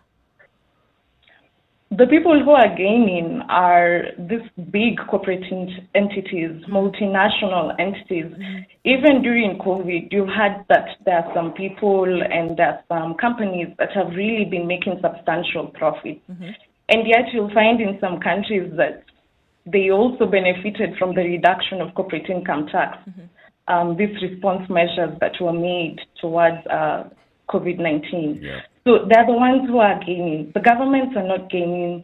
The normal citizens of Kenya, we are losing out a lot through this double taxation agreement. And we really need to wake up. So what would it take, once we are awake, what would it take to break all of this down and say we're in a position, I mean, taking into consideration state sovereignty and things like that, what would it take to break this all down and say, look, we need to either start from scratch or we need to scrap these things completely, because you'd rather not have it. I mean, there's no difference whether you have it or not. Right now, it wouldn't make a difference. You're not gaining anything from it. So yeah, you have an entity set up, you have contracts in place, and the government gains nothing. You'd rather not have it at all, right? So what would it take to take it all apart and to start from the beginning and say this must be set up in a certain way so that the government also does gain, so that the people of Kenya gain? What would it take to do that? The first thing that it will take is that we need to sit down and review all the double taxation agreements that we have signed so far as a country. We need to do that. The other thing is, even as we're considering signing new double taxation agreements with other countries, for instance, I have noted that we're in the process of signing a new one with Portugal. We're in the process of signing another one with Turkey. We really need to do a cost-benefit analysis. Is this really adding value to our economy, or is it actually making us lose substantial amounts in terms of revenue? The other thing is we need to increase the participation of the public. We need to make this a very, very transparent process. The cost-benefit analysis should be visible, should be seen. It shouldn't be behind closed doors with experts. It needs to be something that is broken down. We also need to increase parliamentary participation in these processes. It shouldn't just be a matter of the executive that they really have no one to check them on. It should be something that is of public interest and something that should therefore be in the public domain to the fullest extent. So I think that's really the next step. Reviewing them and cancelling whatever DTAs are not helping us, completely doing away with them. And I need to also mention that we won't be the first country that does it. We have had Senegal as well as Zambia actually cancel the double taxation agreement that they had with Mauritius, because they considered them and they saw that they only cause serious harm to the economies and they cause them serious revenue leakages. And so there's no need of pursuing something that is eventually causing you harm. Has Kenya made a consideration about the DTAs with Mauritius, for instance? Well, that's where we come in as the Tax Justice Network as well as the East African Tax and Governance Network. It's because we went to court when the first Mauritius double taxation agreement was signed, and we challenged it on the basis of some of the provisions that it was providing for that were eventually going to cause us a lot of revenue leakage, as well as the process in which it had been signed, because there was really not enough adequate public participation, and also there was just not enough transparency surrounding the whole process. So this actually led to the nullification of that first double taxation agreement. But as we've seen, the Kenyan government went ahead and signed another Mauritius double taxation agreement.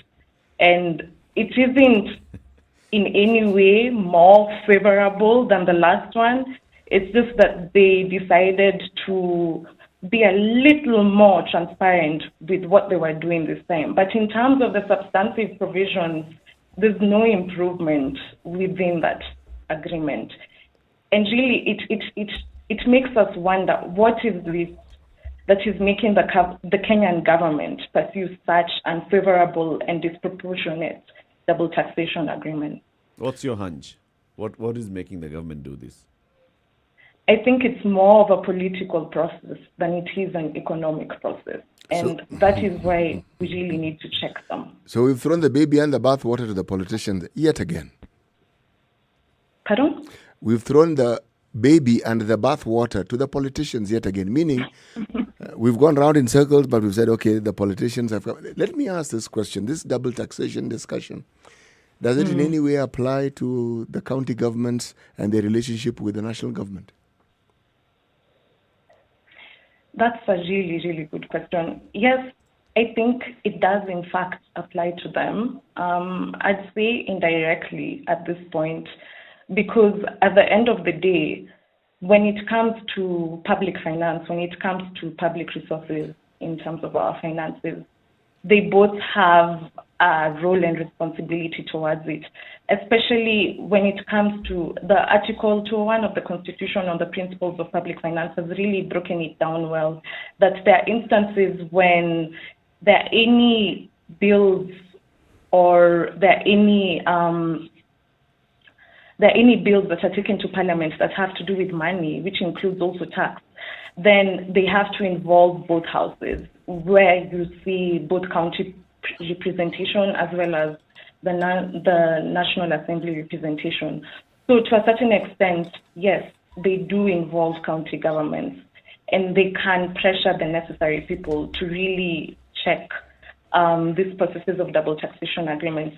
This is a really contentious point of law, if you allow me to say that, because when you look at the legal framework surrounding the formulation of double taxation agreements, it really does not allow for enough parliamentary participation if you really look at it properly. For instance, you look at the treaty-making laws of Kenya, and you'll find that they differentiate what we call treaties with bilateral agreements. So bilateral agreements are agreements that pretty much have to do with administrative issues as well as executive issues. You know, they're pretty much government business, while treaties can be about human rights and issues that affect public interest. So the threshold of parliamentary participation when it comes to treaties is very high. In Kenya, we can't domesticate a treaty without parliamentary participation. They have to approve of that particular treaty. But when it comes to bilateral agreements, it's pretty much the ambit of the executive. It does not require parliamentary approval because it's government business. It's a technical issue.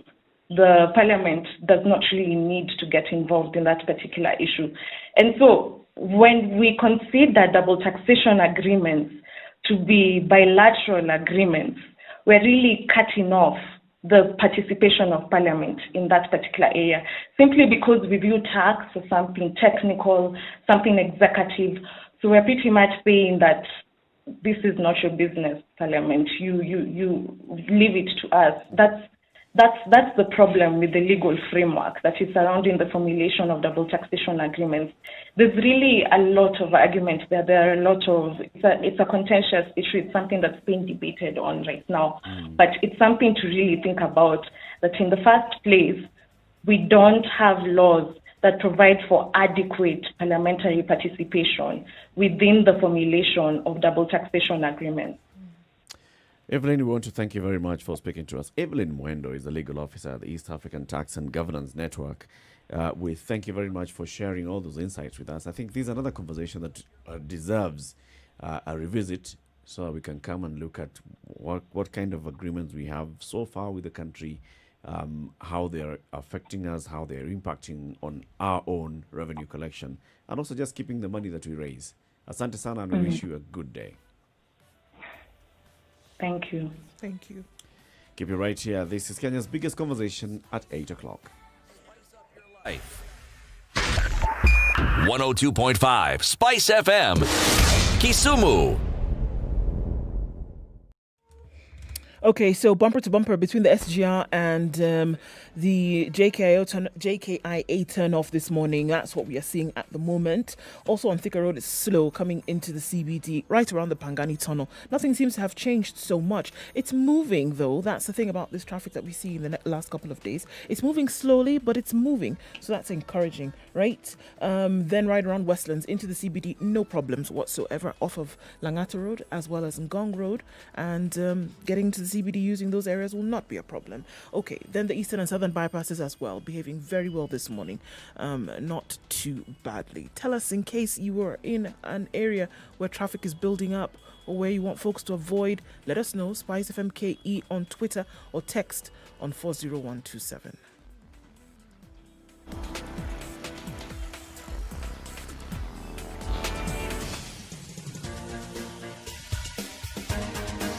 This is the Situation Room the home of hard-hitting political commentary and penetrating insights about the state of the nation. This is a talk radio experience like no other. The Situation Room, a place for hard truths, debates, and elevated conversations. The Situation Room, witty, political, engaging, deep, controversial. In the room, we have C.T. Muga, researcher, academic, seasoned political observer, a fountain of wisdom in these politically uncertain times. Ndu Oko, Nigerian by birth, Kenyan by choice, communications expert, Pan-Africanist, a truth seeker and believer in people power, and Eric Latin, agent provocateur, the man in the chair, seasoned journalist, news hound, a man who believes in punching up, not down. This is the Situation Room, the only way to start your day. We have more and more conversations to look at in the next hour. Let's begin with today's proverb. Even if Christ's death could have been prevented, Judas would still be a traitor. Okay. Sawa. Ni sawa. Tumekubali. Nairobi Governor Mike Mbuvi Sonko. So, the impeachment hearings began in the Senate yesterday, and we heard from the man who presented the motion in the County Assembly of Nairobi that this is the minority leader, the MCA. He came out and laid out the case that the county assembly had against and approved against the governor, and that is continuing today. While that was happening, also at the courts, Justice Nduma Nyeri ruled yesterday that the governor should defend himself at the Senate, saying the court cannot be a theatre of settling an impeachment process that was duly executed by the county assembly in accordance with the law. This is after Governor Mike Mbuvi Sonko had moved to court seeking to block the Senate from commencing those impeachment hearings. Justice Nyeri ruled that the law governing removal of a governor is very clear. What the county assembly did was in line with the constitution. He has not disclosed anything that the county assembly did outside the constitution to warrant the court's intervention. He said the concerns that Sonko was raising about mistrial by the county assembly will be addressed by the Senate, where he will be granted a chance to defend himself. Huku hayo yakijiri, 57 Nairobi ward reps have sued over their hacked accounts. Remember, when the county assembly held its sittings, which approved this impeachment motion, there were some MCAs who were not in the house, and they allegedly joined virtually.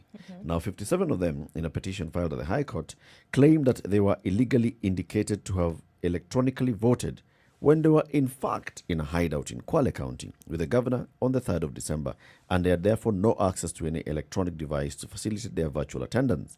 According to the MCAs, the impeachment was engineered and manipulated by powerful forces who used ICT personnel at the county assembly to hack into their accounts to manipulate the electronic voting system and use their credentials. They're using the lawyer Eliakim Owala, and they want the court to nullify the motion passed by the county assembly to oust the governor and to quash any decision reached by the Senate based on the motion presented to it by the county assembly. So they're saying, nope. You're saying that the 88 MCAs did this? 57 of them did not actually vote. Those votes were hacked by others. So whatever, now the county assembly, even if it goes to the Senate and the Senate approves this impeachment, please, courts, throw that out.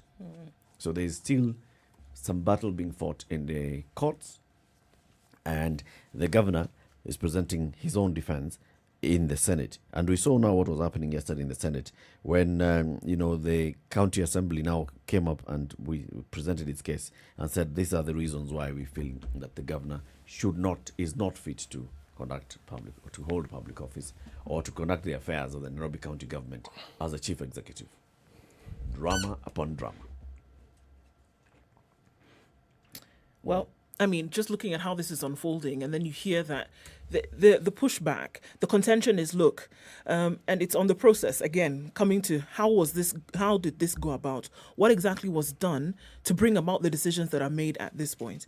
But it's interesting that even as these petitions are taken to court for a court to stop one thing or block the other, the process still continues. it still goes on that you had day one of these proceedings yesterday, and that certain things were said, different evidence brought out, different positions or situations being played out, taken, that the process continues. That even if the court may come about later and say, for one reason or another, certain process didn't take place as it should have, that the results of this then should be nullified. At this point at which we are at now, the process is still ongoing, and it's going to end today, right? Today will be the day now. It's governed by law. Yes, the law will still run its course. If the county assembly passes this, the speaker of the county assembly has a certain number of days within which to notify the speaker of the Senate. The speaker of the Senate has a certain number of days within which to inform the Senate, and the Senate has a certain number of days within which to determine this case. So it's governed by law. So you can, as this is happening in the court, these ones have to follow the law and continue their hearings. It still goes on. Beautiful, isn't it? Yeah, but then there's the little detail of the utterances of politicians. Phones being hacked, phones being dipped in water, phones being fried in oil, whatever it is. You see, this is where now the double speak that politicians favor catches up with you. Because people are more inclined to disbelieving anything you say. Even when it may be true. But the inclination is towards disbelieving it and considering it something in the realm of a fairy tale or something in the realm of the happenings of some really wild imagination that somebody has. It is sad when we do not relate honesty directly with our politicians. And when we do not, in talking about politicians, we do not consider them to be the most honest of individuals. Yes, and yet remember the decision-making process that we attribute to them and the functions that they do in representation of our needs is crucial. At whatever level of politician, it is crucial. It's a county level, it's crucial. In Parliament, it's crucial. In the Senate, it's crucial. And yet, we do not attribute honesty to be part and parcel of the discourse that involves these particular group of people. Imagine. So, and this is a case where when somebody makes a false allegation, they should then be followed up to pay for it, right? Yes.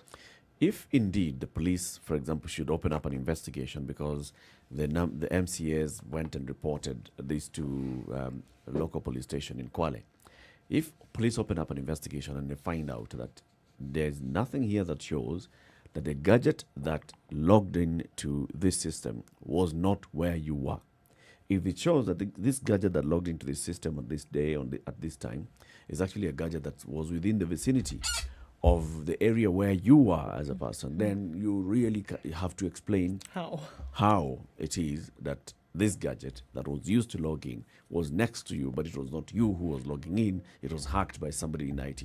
If police are unable to really verify that the allegations of hacking are real, then they should go to the person who made the allegation and say, come on, you lied, you wasted our time. Pay for that. Exactly. But remember, you know, the questions then that arise because of that particular element of disbelief or blanket belief in what is uttered by politicians is then what really did happen. But the thing is that all this drama that you see is to shield people, not even shield, because shield will be protective, is to cover the eyes, or pull the wool over the eyes of people from what really happened. Because only those who either voted or didn't vote, who were near their phones or were not, who went to the coast or were not, who went to Kwale County or were not, are the ones who actually know what happened.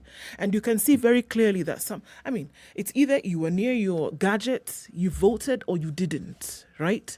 There's obviously something that was being done or still is being done till now to stop the rest of you from actually knowing the truth.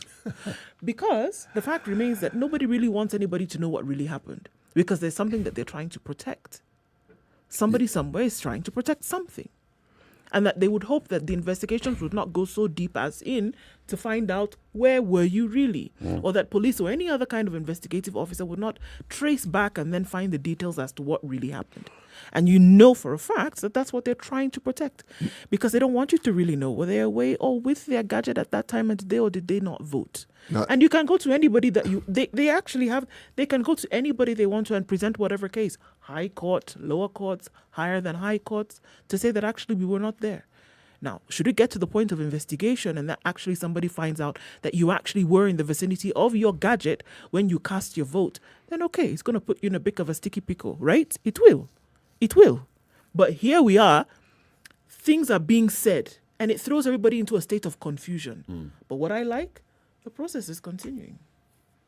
You know, if we are now look at the allegations that were presented before the Senate yesterday by the county assembly's lawyer, who is Ndwega Njiro. Ndwega Njiro is the same lawyer who represented the Kirinyaga County Assembly in the Senate.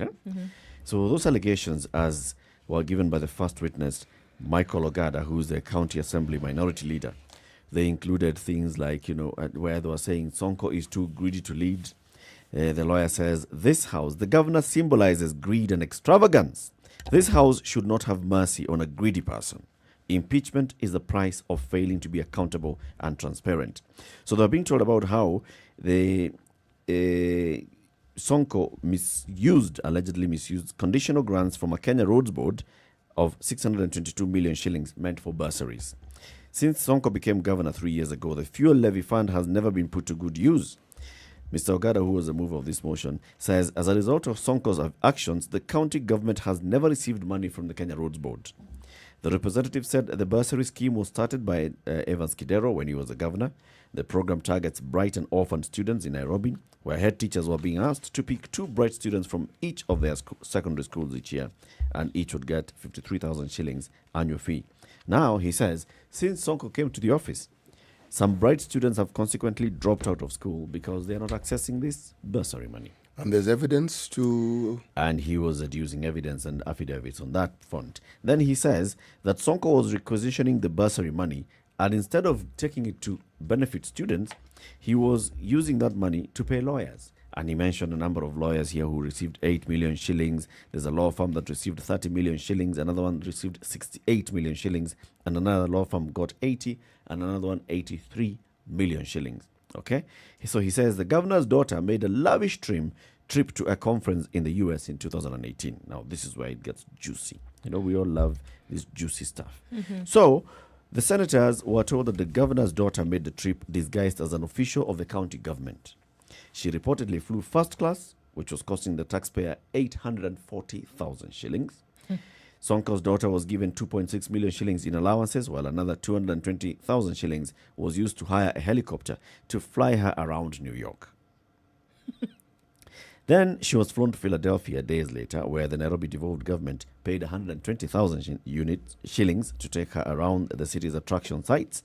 A similar amount was paid to journalists who covered the trip, and 300,000 shillings was used for ground transport when she was in Philadelphia. These are some of the allegations that were brought. So he used county money to benefit his daughter and said that the daughter is an official of the county government, and where in actual sense she's not. So this is what they're saying. Okay, you see, this is the abuse of office. These are the things that the governor has done. These are the things that the county executive has been doing under the leadership of the governor. And for this reason, Mr. Speaker and all the senators, we urge you to uphold and impeach this gentleman and not let him set foot again in this office as governor of Nairobi. Big issues to talk about. Let's have this conversation with one of the members of the County Assembly of Nairobi. And this is Ms. Patricia Mudeo. Honorable Mudeo is the MCA for Mlango Kubwa Ward in Nairobi. Mheshimiwa, good morning. Good morning. How are you? Very well, thank you. And thank you very much for joining us. Thank you. So we are seeing the issue that's happening now in the Senate. It started off in the County Assembly. This is not the first time that there was a bid to oust the governor of the city. But this time round, it went into the County Assembly. There was voting. Some members of the county assembly were present in the house. Others are said to have logged in because the county assembly has already agreed that some can join virtually due to this COVID-19 period. But soon after, we hear 57 of them saying, absolutely not. I am alleged to have logged in, but I did not participate in any of this. This goes to the Senate. Now we are seeing the ball playing out in the Senate. So there are a number of things that are at play here. First of all, the sitting in the county assembly on the day that the governor was ousted at the county assembly. How much do you know about that? Were you present yourself? Did you log in? I wasn't present and I didn't log in. But I'm 100% sure there was no quorum. That was the required quorum to impeach the governor, because we need to have 82, three quarter of the house. Yes. Mushima, just walk us through this. This voting process and the quorum. Are people representatives required to be physically present, or are there other mechanisms by which they can be represented? How exactly is this? How does this thing actually work out? Ordinarily, they're supposed to be physically present, but because of the COVID, we were allowed to vote via Zoom. Okay. But for any governor to be ousted, we require 82 signatures to be appended, and also 82 people to put signature that he needs to go. So if it's a Zoom, if you're following the avenue of a Zoom, then the process of appending signatures, how do you append your signatures online, or do you at some point need to actually physically go to the assembly to sign? You have to do it physically. For the impeachment, you have to do it physically. So you actually have to go and actually sign? Yes. And you're saying that these signatures... For the motion to be tabled, you have to sign physically. Yes. Yes. So do I understand you to be saying, therefore, that for the process that actually meets the minimum threshold for this impeachment of the governor was not met because the quorum was not there? Yeah, it wasn't met. And even yesterday, if you followed the proceedings, we had some of the members who actually swear that their signatures were forged.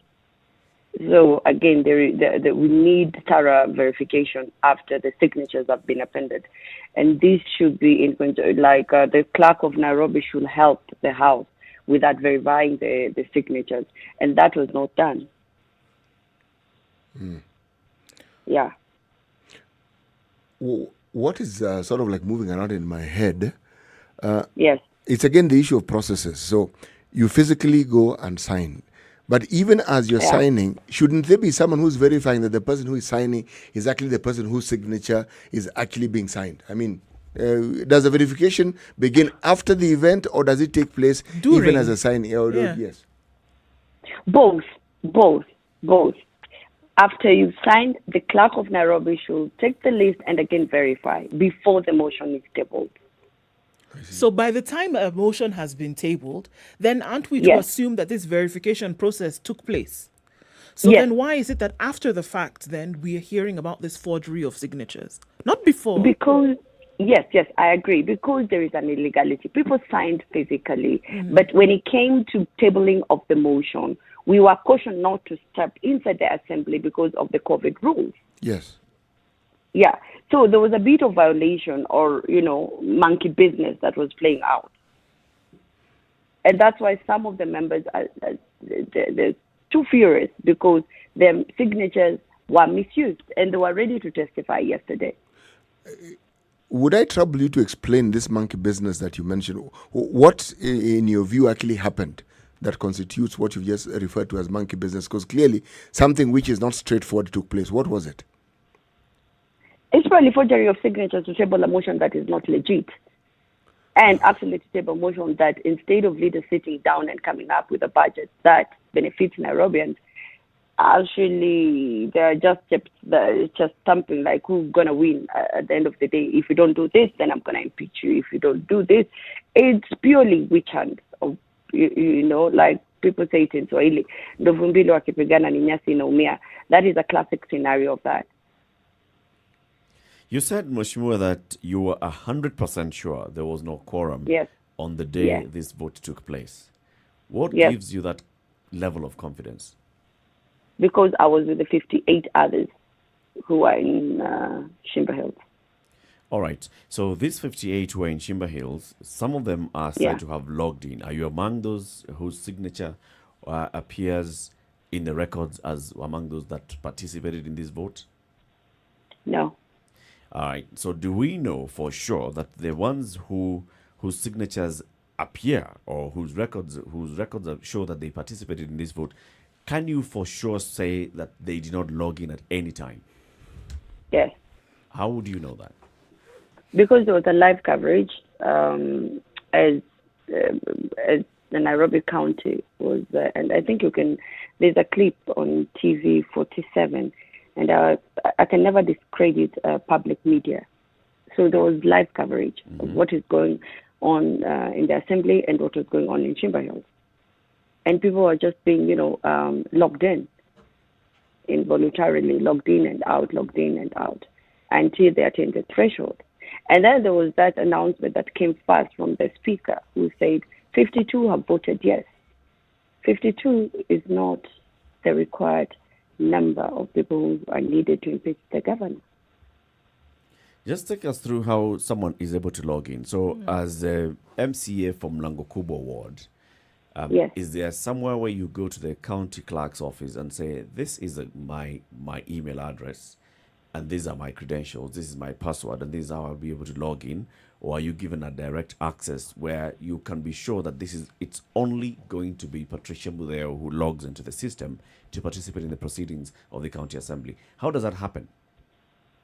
There's a link you send, and then you're required to just follow the link, and you're logged in. Use your email address and you're logged in. Okay. And is this link preset? So I think there will be a lot of verification when it comes to, IP addresses, to which IP address was used, and if their phones were on. So definitely. That would be easy to clarify. So it looks like we're going through the nitty gritty, but I guess that's what all of this is about, right? But then if a link is sent to you, is this link pre-sent, or is this link sent at the time when voting is supposed to take place? Because if it's pre-sent, I could give my link to CT, for example, and say, look, when it's time, do log 1, in. 2, 3 and log in. Even if I'm sitting next to you, and it would appear like I'm doing nothing, I could have given my link to somebody else, and they would log in and vote on my behalf. But it's showing as me. Exactly. Yes. But for you to give someone else your link and your right to vote, again, it's violation of the people who elected you.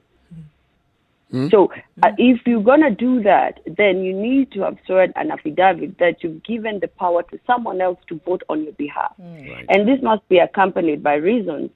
Because, listen, we are just joking with Nairobians' life. You're trying to impeach a governor who was elected. So there is no way I can give the power to vote him out or in to someone else. Honestly, I don't think it's fair, right? That's true. So it doesn't make sense at all. I just want to go back here and seek that clarification, Mheshimiwa. So Patricia Mudeo receives a link and you're supposed to log in. Are you supposed to log in with a specific email address, or is it log in with any email address as long as you write your name there? You register with any email address. Actually, it asks you just log in your email.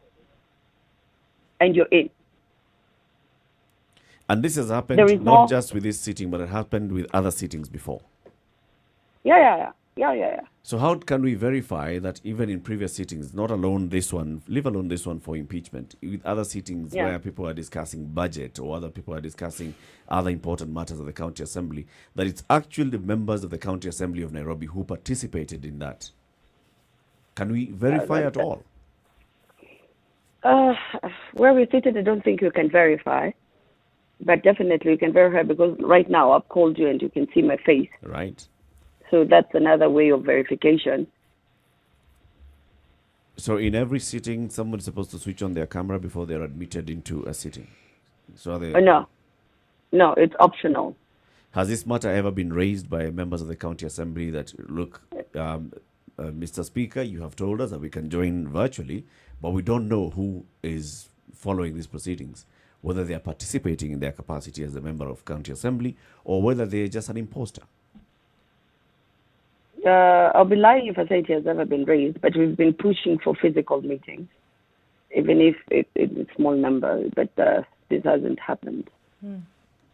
Yeah, and I'm thinking for critical procedure of impeaching governor, we should have enforced physical appearance if we're really serious with the lives of Nairobians. Let me ask this question because it's again moving around in my mind. Yes. What I seem to hear you saying is that it was determined by some individuals, whoever they are, that they want the elected governor of Nairobi County out of his job. And they've set 100%. And they've set in motion a process. This is the thinking. Now, yes. Why would they want to do that? And after all, he was elected. Why on earth would they want to get rid of a popularly elected individual? This is pure blackmail. And as a young leader, I got to politics to learn processes and see where we can change. And trust me, I think we're setting a very bad precedent. It has become more push and pull. Who has more power? If we don't do this, I'm going to do this. And I think it's not fair to Nairobians or to people who pay taxes to us. And you also have to come out and strongly condemn this. All these came because there was no rationalization of budget. And we were presented with 3 different budgets. And when the governor said he's not going to sign, then he was told, okay, fine. If you're not going to sign, then this is next. You get me? Yeah. So, in short, he was trying to protest. And we also, as leaders, we need to sit down and look at what are prioritization of Nairobians. Different people have different needs. And all those needs have to be covered in the Nairobi budget.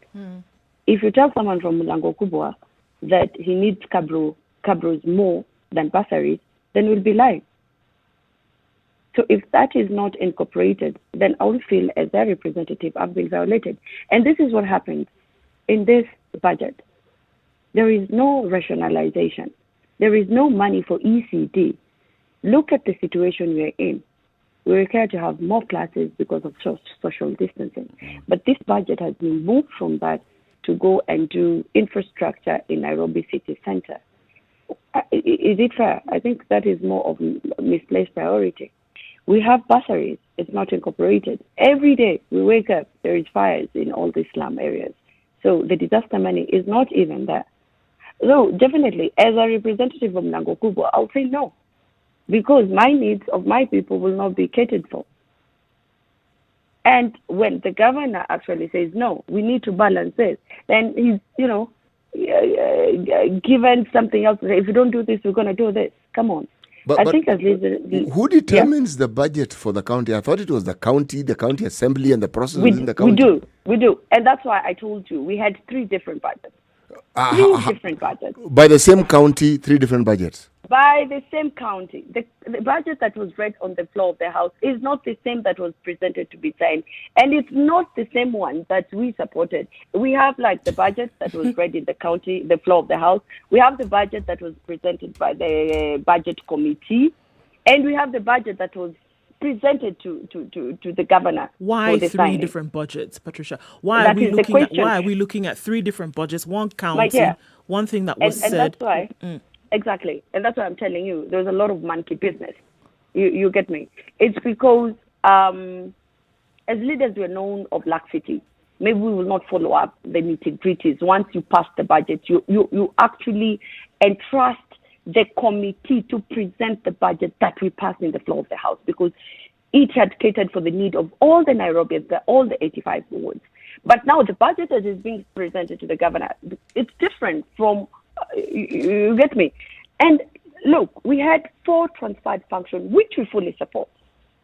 But the budget that were presented to the governor had more functions moved to Nairobi Metropolitans that doesn't support, honestly, the need of the common Nairobian. So how does this happen? If the county executive presents its budget proposal to the county assembly, the county assembly's committee sits and reviews and presents its report to the whole house. The whole house votes and either agrees or rejects. So we get to a point where the whole house has voted and passed this particular budget. Then it's upon the clerk and the speaker of the county assembly, speaker, and the committee, to present that to the governor for official assent. Yes. So if what has been passed, and there are records, there are Hansard records in the county assembly that this is a document that was passed, which they're there, is not the one that ends up with the governor, who bears responsibility over that? Who's the overall officer who bears responsibility? Is it not the speaker? It's the governor. It's the governor, and that's why he refused to sign the budget. No, I'm saying who's responsible for presenting that erroneous budget to the governor? It's the chairman of budget chairman. Okay, so I would have expected to hear maybe members of the county assembly then saying that somebody has taken to the executive a budget that was not passed by this house, and therefore we need to take action against that member. We need to either censure that member. If it's a speaker of the county assembly, censure the speaker of the county assembly. So take action against the speaker, against the clerk, against the chair of the budget committee. Did that happen? No, it didn't happen. Why did it not happen? Politics. But that's what I thought the assembly is supposed to do. You're politicians. Exactly. And that's what we're trying that's what we're trying to do. That's why we had 58 protests that this is not the budget we passed. Okay? So but our views, our needs have been Did have those been 58 disregarded. present anything like a motion of censure, a motion to discuss this? Did any of you start that process? Because those are powers that are given to the county assembly, are they not? Yes. And let me tell you, before a motion is brought into the floor of the assembly, the speaker must approve. Yes. Must approve. That process is there. And just because we were not satisfied with the budget, and then something else I wanted to highlight. Yes. We are only allowed to raise our budget by 1%. 1%. This budget was raised by 35%. That's a very high one. It's very high. And that goes against the public PFM Act.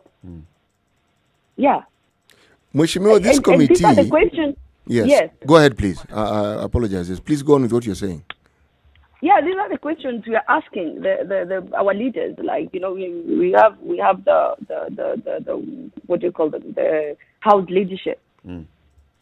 Okay, these are the questions we are asking them, because in every institution you have leadership. Definitely, you also report to your superiors, and your superiors, if they're not willing to listen to you, what do? Then you'll have a mild protest or a protest, and that's why 58 we decided to protest, because our leaders were not listening to us. These committees that we speak of, they are made up of politicians and assembly members like yourself. Are they not? Exactly. Yeah, they are. And they're people you talk to. So when you ask them what brought about the changes and who purportedly made the changes, what do they say? Vested interest, and they say they can't. The vested interest, and it's supposed to be the way it is. Whoa, this is high-stakes drama that happens in the county assembly of Nairobi. It is. Let me tell you, it is. Let's take a break at this point, and then we continue this conversation shortly. We are speaking with Patricia Mudeo. She's a member of the county assembly of Nairobi, representing the people of Mlango Kubwa ward in Nairobi. We're looking at what happens in the county assembly of Nairobi, what's happening in terms of the management of the affairs of the county, the Nairobi city county government, from the executive side, from the assembly side. Time for us to take a break at 25 minutes to 9 o'clock. Take a look at the weather and traffic, and then we'll be back with Mheshimiwa Mudeo. Good morning.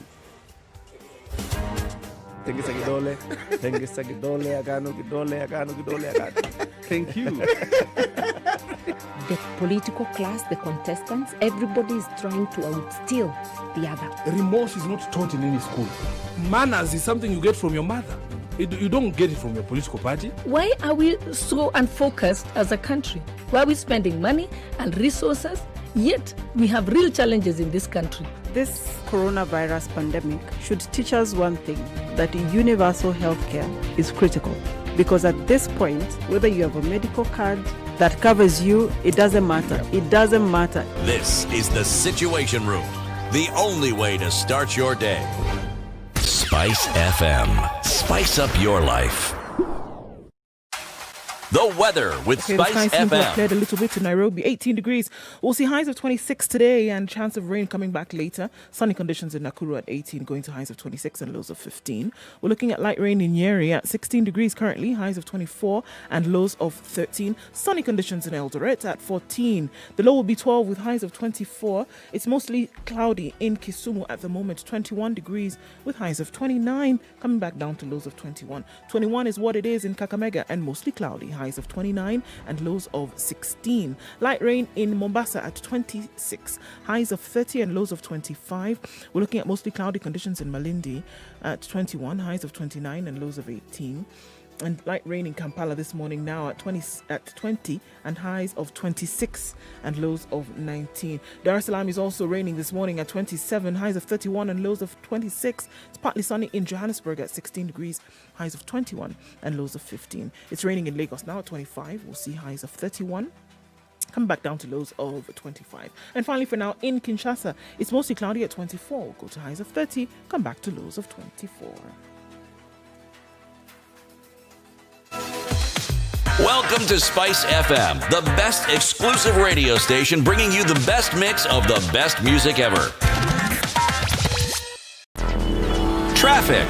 All right, so everybody got into CBD, and then we have a nasty accident that took place at the junction of Koinange and Kenyatta Avenue this morning. So if you're getting into the CBD, that's what's in front of you. Please be very careful as you do so and approach with caution. Coming off of Ngong Road, looks good. Getting into the CBD, then down connecting with Valley Road or going down through Community, that's fine. Bagavi Way also looks good. Jogo Road, as you're coming out towards the city, that's also slowing down just a little bit right around the roundabout, but then you'll be fine. Then going towards industrial area or going into the city. All right, Mombasa Road still slow, right around the SGR, then towards the JKIA turnoff.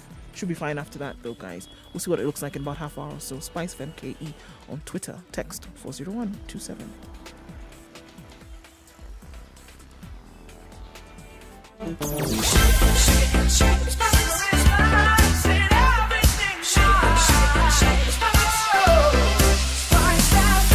Spice up your life. Mature, intelligent talk every morning. Spice up yourself.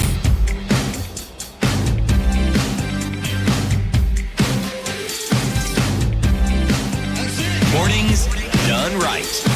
94.4 Spice FM, Nairobi. Kenya's biggest conversation, the Situation Room. We're looking at the drama unfolding in the Nairobi City County government. The impeachment of Governor Mike Mbuvi Sonko has commenced in the Senate. The 57 members of the County Assembly have gone to court saying that it is alleged that they participated in voting in the County Assembly, and yet they did not. So they are saying that their accounts were hacked and other people voted alleging that they are the MCAs, and they are not. Some of those were in Shimba Hills in Kwale on the said day, and they were in fact sitting there with the governor and other supporters watching the proceedings live from the Nairobi County Assembly and wondering, what do you mean? I'm here. I have not logged in. I have not participated in this. And we are speaking with the MCA from Langukubwa Ward in Nairobi, Mheshimiwa Patricia Mudheo, to understand what has been happening in the County Assembly of Nairobi. So in fact, now she's telling us the issue of budget, which has been a very acrimonious issue. Budget was presented by the county executive to the County Assembly. It was discussed and debated. There were some amendments that were put in by the Budget Committee of the County Assembly. It was voted for in the County Assembly. And then the budget that was presented to the governor is apparently not the one that was approved in the County Assembly. That's one issue. There are very many other issues that are emerging in terms of how then the powers of the individual members of the County Assembly vis-a-vis the leadership of the County Assembly, vis-a-vis other powers outside of the corridors and halls of the Assembly of Nairobi. So, Mheshimiwa, I'm listening to this and I'm wondering, are we saying that the County Assembly members in Nairobi are actually powerless? that strings are pulled from elsewhere, that there's somebody else who has such immense power over the assembly that it doesn't matter what 57 of you or even 60 or 77 would think, that a decision that is not approved by the assembly will be passed?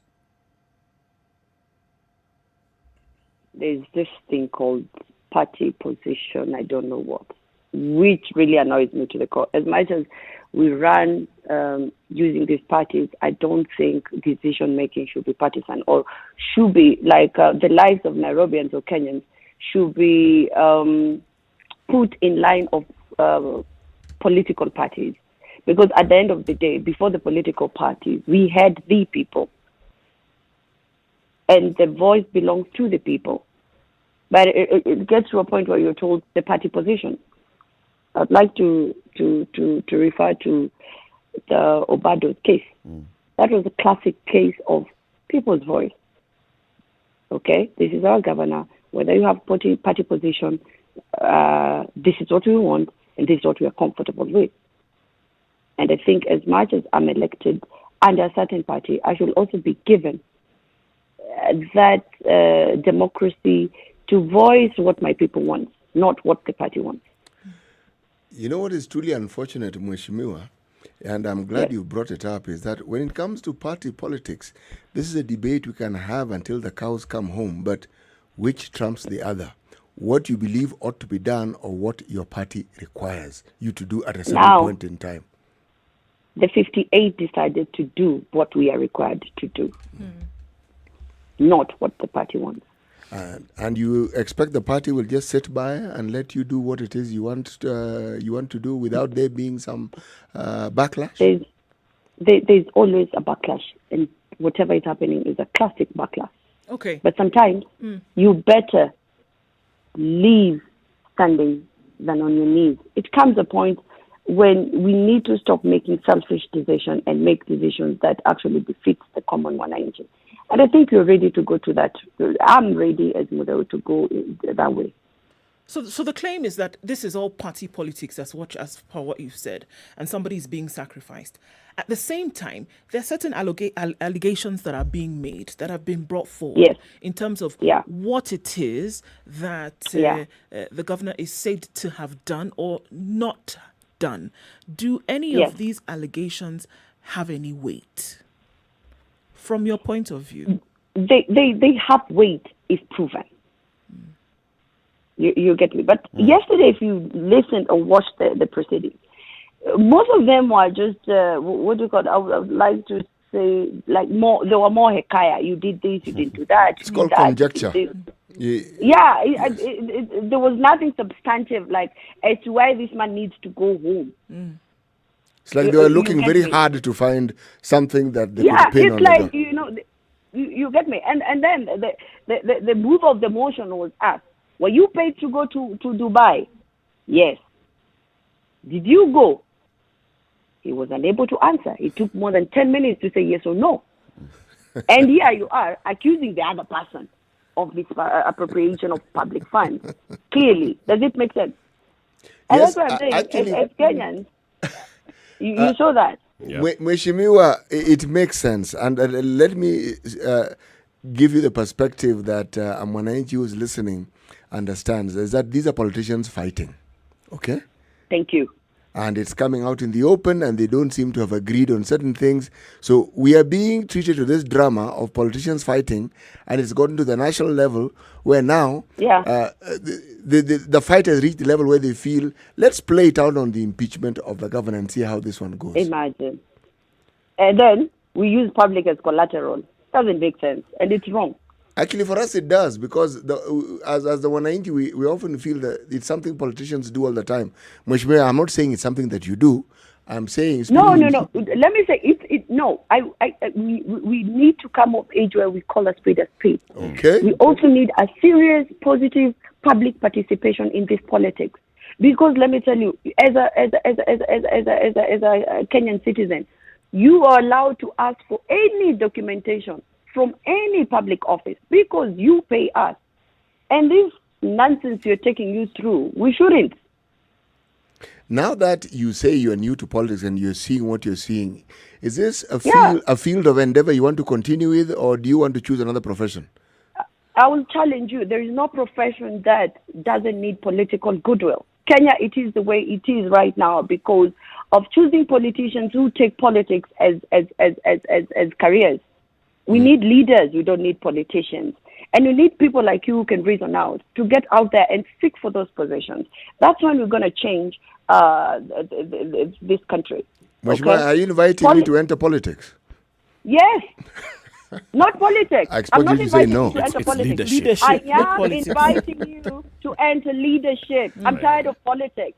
You know, before I used to do consultants. Actually, I used to work with Mother United. I'm a football fanatic. But I got into politics. Why? Because I wanted to learn the processes.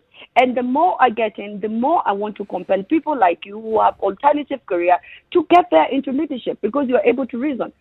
Politics is not a family business that if your father was there, you have to go. Yeah, no, we need to get new blood so that we can share ideas. We need leaders, not politicians. It's so unfortunate we've been having politicians to leaders. So and you know what? They determine the current economic status of everything, of this country. Is that what you need?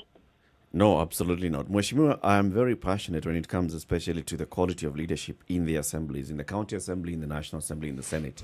Yeah. If we say that, for example, what we have in the Nairobi County Assembly is not leadership, it is politicians, what would we need to do to ensure that we have better leadership in the County Assembly of Nairobi so that then matters such as this one, matters as simple as a governor going to State House to sign off powers of the people of Nairobi to the national government without the prior consent of the county assembly can be discussed. What would we need to do? We need leaders. We need leaders. We need people like you to get out of your comfort zone, get out there, compete to those elective positions, come back, let's put our heads together, let's propel this country forward. So you're essentially saying that those who are there currently then should all leave because the job is not being done? Because if you're saying that there are others who need to come in and take up these positions, that means that maybe those who are sitting in these positions right now are not doing what they ought to do, so they shouldn't be there. We're not. Are we? We're not. We're not giving you service for your taxes. Are we? No. If we were, we would have sat down and actually came up with a formulated way of sharing this revenue and all, provide leadership. In short, we should have provided leadership. What we're giving you people, it's pure politics, which is not fair. My goodness, self-incrimination. You are actually telling us that the county assembly that represents us Nairobians has failed us. We have leaders who have failed you. We have political parties who have failed us. Yeah. We have politicians who have failed us. But we still have leaders who are willing to push this through. And definitely, I know where you are. You even have office politics that sometimes you just feel the pain. You want to voice your voices, but you feel like you're crushed. True or false? True. Mm-hmm. True. Exactly. So it's the same thing. So what next, Mheshimiwa? What next is, personally on my side, is as leaders we should sit down and provide leadership and make this situation more bearable to the common mwananchi instead of engaging on all this Yulabaloo impeachment. And then after impeachment, then we're going to have a by-election. I don't think we even have money for all that. I think they should let the governor just finish his term because he was elected by 800,000 votes. Sit down with him. If there are adjustments that needs to be made, adjust the budget. Natusonge mbele. NMS gets the share of their transfer function. He gets the shares, the shared funds for the people who elected him. And we're all happy. Mheshimiwa, I'd like to talk about the strategy that was deployed by the 59, were you 59 in Shimba Hills, Kwale? 58. The 58 members of the County Assembly who were in Shimba Hills, Kwale, as the impeachment was being discussed in the County Assembly. So what was the strategy here? Was it to make sure that there's an abstention of 59 votes? Or was it to go ahead and then think how else can we make sure that we have better governance of Nairobi County? This was pure protest that we're not party to what is happening. We don't agree into that. Was there And not? this is when Was there an option of you appearing in the county assembly and, presenting No. that protest by directly voting against the impeachment? Oh no, because we have the COVID regulation. 1, so we were shut out. 2, the number of police who are deployed out there, they look for the clips. You think there was a riot. These are leaders. And you remember my incident just the other day. I was attacked in my place of work. Yeah. And you think they'll stop at anything? That is the Kenya we are living in. But you could have logged in. And for you have whatever, to make it like better. legitimately log in as Patricia Mudeo and vote no. Trust me. The best thing was abstinence, whether you vote not. Look, I mean, if they could make people vote who are not there. Your no could have become yes. Exactly. Thank you. Okay, so as you are sitting there and you are having this conversation, so you're protesting, you're saying we do not want to participate in this vote. The best way for us is to abstain. Were you having a Yeah. conversation of what then you can do to make sure that Nairobi is being governed better? Was there any form of discussion like that, and what came out of it? Definitely, Nairobi can be governed better if we have budget. And this budget is given back to the people who are giving us the budget. Governance is all about providing services and leadership to the people who elect you. That's why I actually wake up early in the morning to go put us in place, so that we can make sure we have good roads, street lighting, safety, bursaries, ECDs. That's what you want. But if I'm denied that budget, what becomes of me as a legislator? So that is all clear. And then in this Shimba Hills, budget Mheshimiwa, is did you given- discuss any of this? Yes. And what conclusion would we ask did you come to? Conclusion: we need our budget back. So are we saying need that, our okay, budget so you back. need it back. So now that means at some point you Yes. had the budget. Can we see? Yeah, we did. Can we see a difference between when you actually, because you said what you need in order to get the job done, delivery of services to the people is Yeah. to have your budget, right? Yeah. So can we Yeah. say that at the Oh. time where this Yeah. budget was in your hands, that these delivery of services was actually happening? I Nairobi. love that question. Now, where I'm seated, my job as a legislator is to allocate the budget. Implementation belongs to someone else, and that is the executive.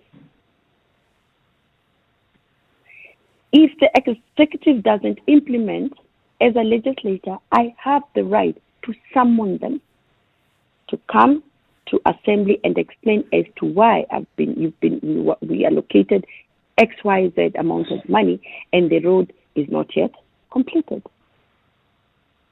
I have that opportunity. But with the new agreement, I cannot summon anyone. My job is just to give budget and keep quiet, and then things are implemented. And then there is a previous debt. So in Nairobi County, most of the time, we work on deficit. We have unpaid contractors. We have pending bills, which have really, really affected the implementation of projects in every ward. That's something that needs to be looked at. In short, tuko na deni mingi sana. As much as we are implementing this budget, we can only be able to implement very, very little. And we need goodwill from all the stakeholders. Would you So support those are the things. Yeah. Would you support the Would I dissolution support? of the entire county government of Nairobi, both the assembly and the executive? Let's go back, let the people make a fresh choice. I think I wouldn't want to comment. I still believe there is space for improvement. There's space for improvement. But we need to call a spade and prioritize what exactly Nairobi needs. Because there's a lot of misappropriation of funds from ABCD, and you can even say it from a national level. Yeah. So it's not only Nairobi. Mheshimiwa, this paid, in a nutshell, Yes. what is it? What? This spade. that you want us to call a spade. And not a big spoon. It's basically we need active public participation, right? For instance, I'll ask you, have you ever participated in any public participation? Have I ever Your participated in vote. any public participation? Yes, Yeah. freedom from hunger walk. No, that is not public participation. Public participation is the where your wanted being comes to where you live and asks you, what improvements do you need? Do you need street lights? And have you ever done that? Yes. You have. Yes. Have you, City? Do they happen? That do answers happen. the question. So if you're saying, Yes, okay, so they if we're using those examples as examples, Patricia, let me give you an example. And you say that if that is the solution to the problems that we are facing now. For example, talking about public participation in my area, a high rise was coming up in the area, right?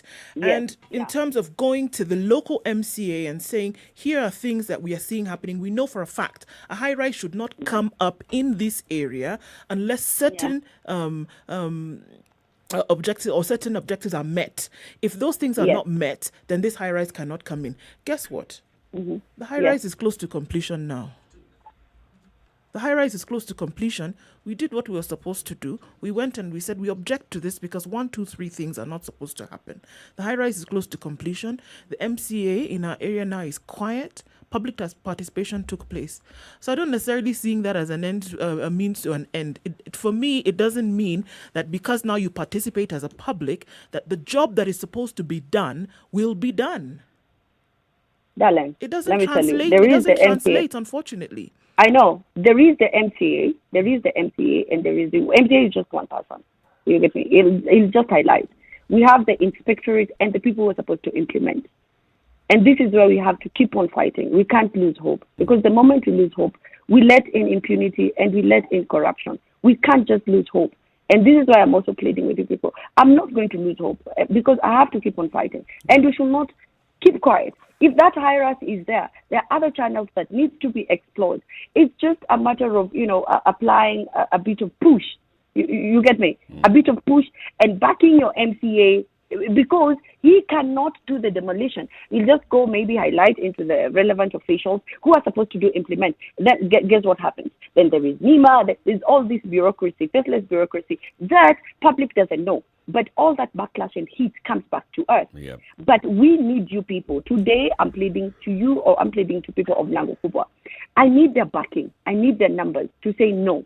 You get me? But if you let me do it alone, then definitely I'm not protected. I'm going to be a one-man army. And it's a high time we give back the power to the people. And I'm sorry about the high-rise, okay? But it's something that needs to be explored, and it's something that needs to be highlighted. Then we have so many avenues. We have social media. We have media that needs to be highlighted. That this structure is erected here you get me? We have to upload. Nothing comes easy. That's very true. So we can't lose hope. As a nation, we can't lose hope. We have to keep on pushing. We have to keep on pushing for our rights. Unfortunately, we have to. Patricia Mudeo, the MCA from Mlango Kubwa Ward in the Nairobi County, thank you very much for speaking to us and for highlighting what's happening in the county, the issues that are affecting the assembly, the executive in the county. As we watch what's happening in the Senate again today, we'll maybe call you soon to hear your verdict after the Senate delivers its own verdict. And then about that high rise, if she feels it's not supposed to be there, kindly, you can also help me and see if I can follow up. Okay. There you go. Yeah. So Thank you. Talk to much more. So we're going to do it together and use all the media. To push for it. We have to bring power to the people. Yes. Asante Yeah. sana. There is no losing hope. The moment you lose hope,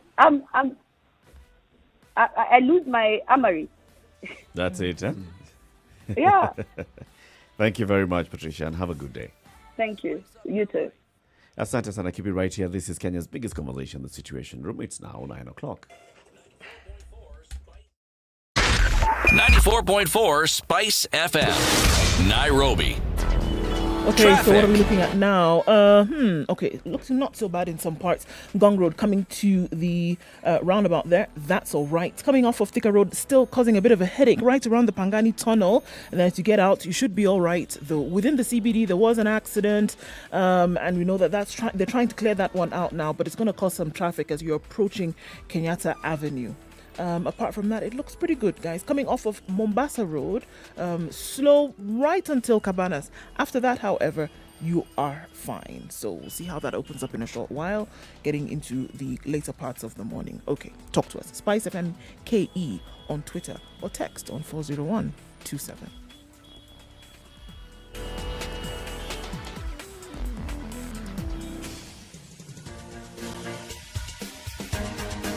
This is The Situation Room, the home of hard-hitting political commentary and penetrating insights about the state of the nation. This is a talk radio experience like no other. The Situation Room, a place for hard truths, debates, and elevated conversations. The Situation Room, witty, political, engaging, deep, controversial. In the room, we have C.T. Muga, researcher, academic, seasoned political observer, a fountain of wisdom in these politically uncertain times. Ndu Oko, Nigerian by birth, Kenyan by choice, communications expert, Pan-Africanist, a truth seeker and believer in people power, and Eric Latif, agent provocateur, the man in the chair, seasoned journalist, news hound, a man who believes in punching up, not down.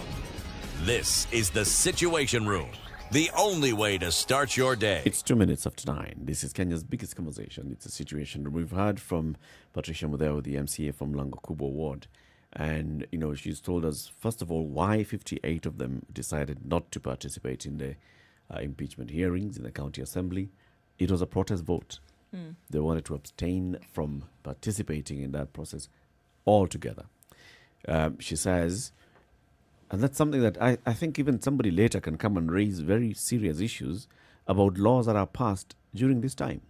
Because if an MCA just receives a link, and then you log in and you participate and you vote, and then it's found out that we cannot really verify that the person who voted yes or no to this particular motion is the actual member who is supposed to participate in this vote, then you can question very many laws that would have been passed during this period. During this time. Because how do you then set up a system like that where it's a link that has been shared, you log in, you can use whichever email you want to use, and then you log in and just say, I am so and so. You actually get the impression that it was set up to have loopholes. It is. Because really, anyone who understands the very basic ICT will have told you, would have seen the loopholes, understood them, and ensured that there's a system that guarantees that you cannot have the sort of loophole that we're seeing in this particular system. But even more importantly, I'm asking myself, had this matter not gone before the Senate, had the issue of impeachment not taken the turn that it has taken, let's say there was talk of it, but somewhere along the line, a hiatus was arrived at. Would the 57 representatives still be saying exactly what they're saying? Because from the conversation we've had, they're going to Shimba Hills was precisely that, making a statement about where they stand on these matters. Right? Yeah. But did they wait for what I'm asking is, did they need to wait for the conversation of the impeachment to come up for them to make a stand? To get to that point. Yes, that's really what I'm asking. Because it's not as though it happened in a day. They could see it coming. It's been coming for some time. Why were steps not taken to forestall this eventuality? Because forget the murmurings, the movements have been there for quite some time. Maybe that's what she was talking about and saying there's leadership, there's party, there's all manner of interference. Remember, we have seen communication coming from the headquarters of Jubilee, or even communication coming from ODM on what the leadership of the party thinks about either the leadership of the House or a position that's being taken by those in the assembly. So there's various tentacles of control of what happens in the assembly. But at the same time, we are talking about power that has been vested in the people of Nairobi power that is not vested in the people, power that's vested in the representatives of the people of Nairobi in the assembly being usurped by somebody else. It's like a coup that has taken place. You've elected somebody to go into the county assembly of Nairobi, and then that person comes and tells you, you know what, we sit down, we discuss a budget, and then that's not the budget that is passed. We sit down and we debate, and certain laws are passed, and that's not what happens. We are told by the by the governor that he has gone and signed off some powers, and he had not come to ask us before he signed.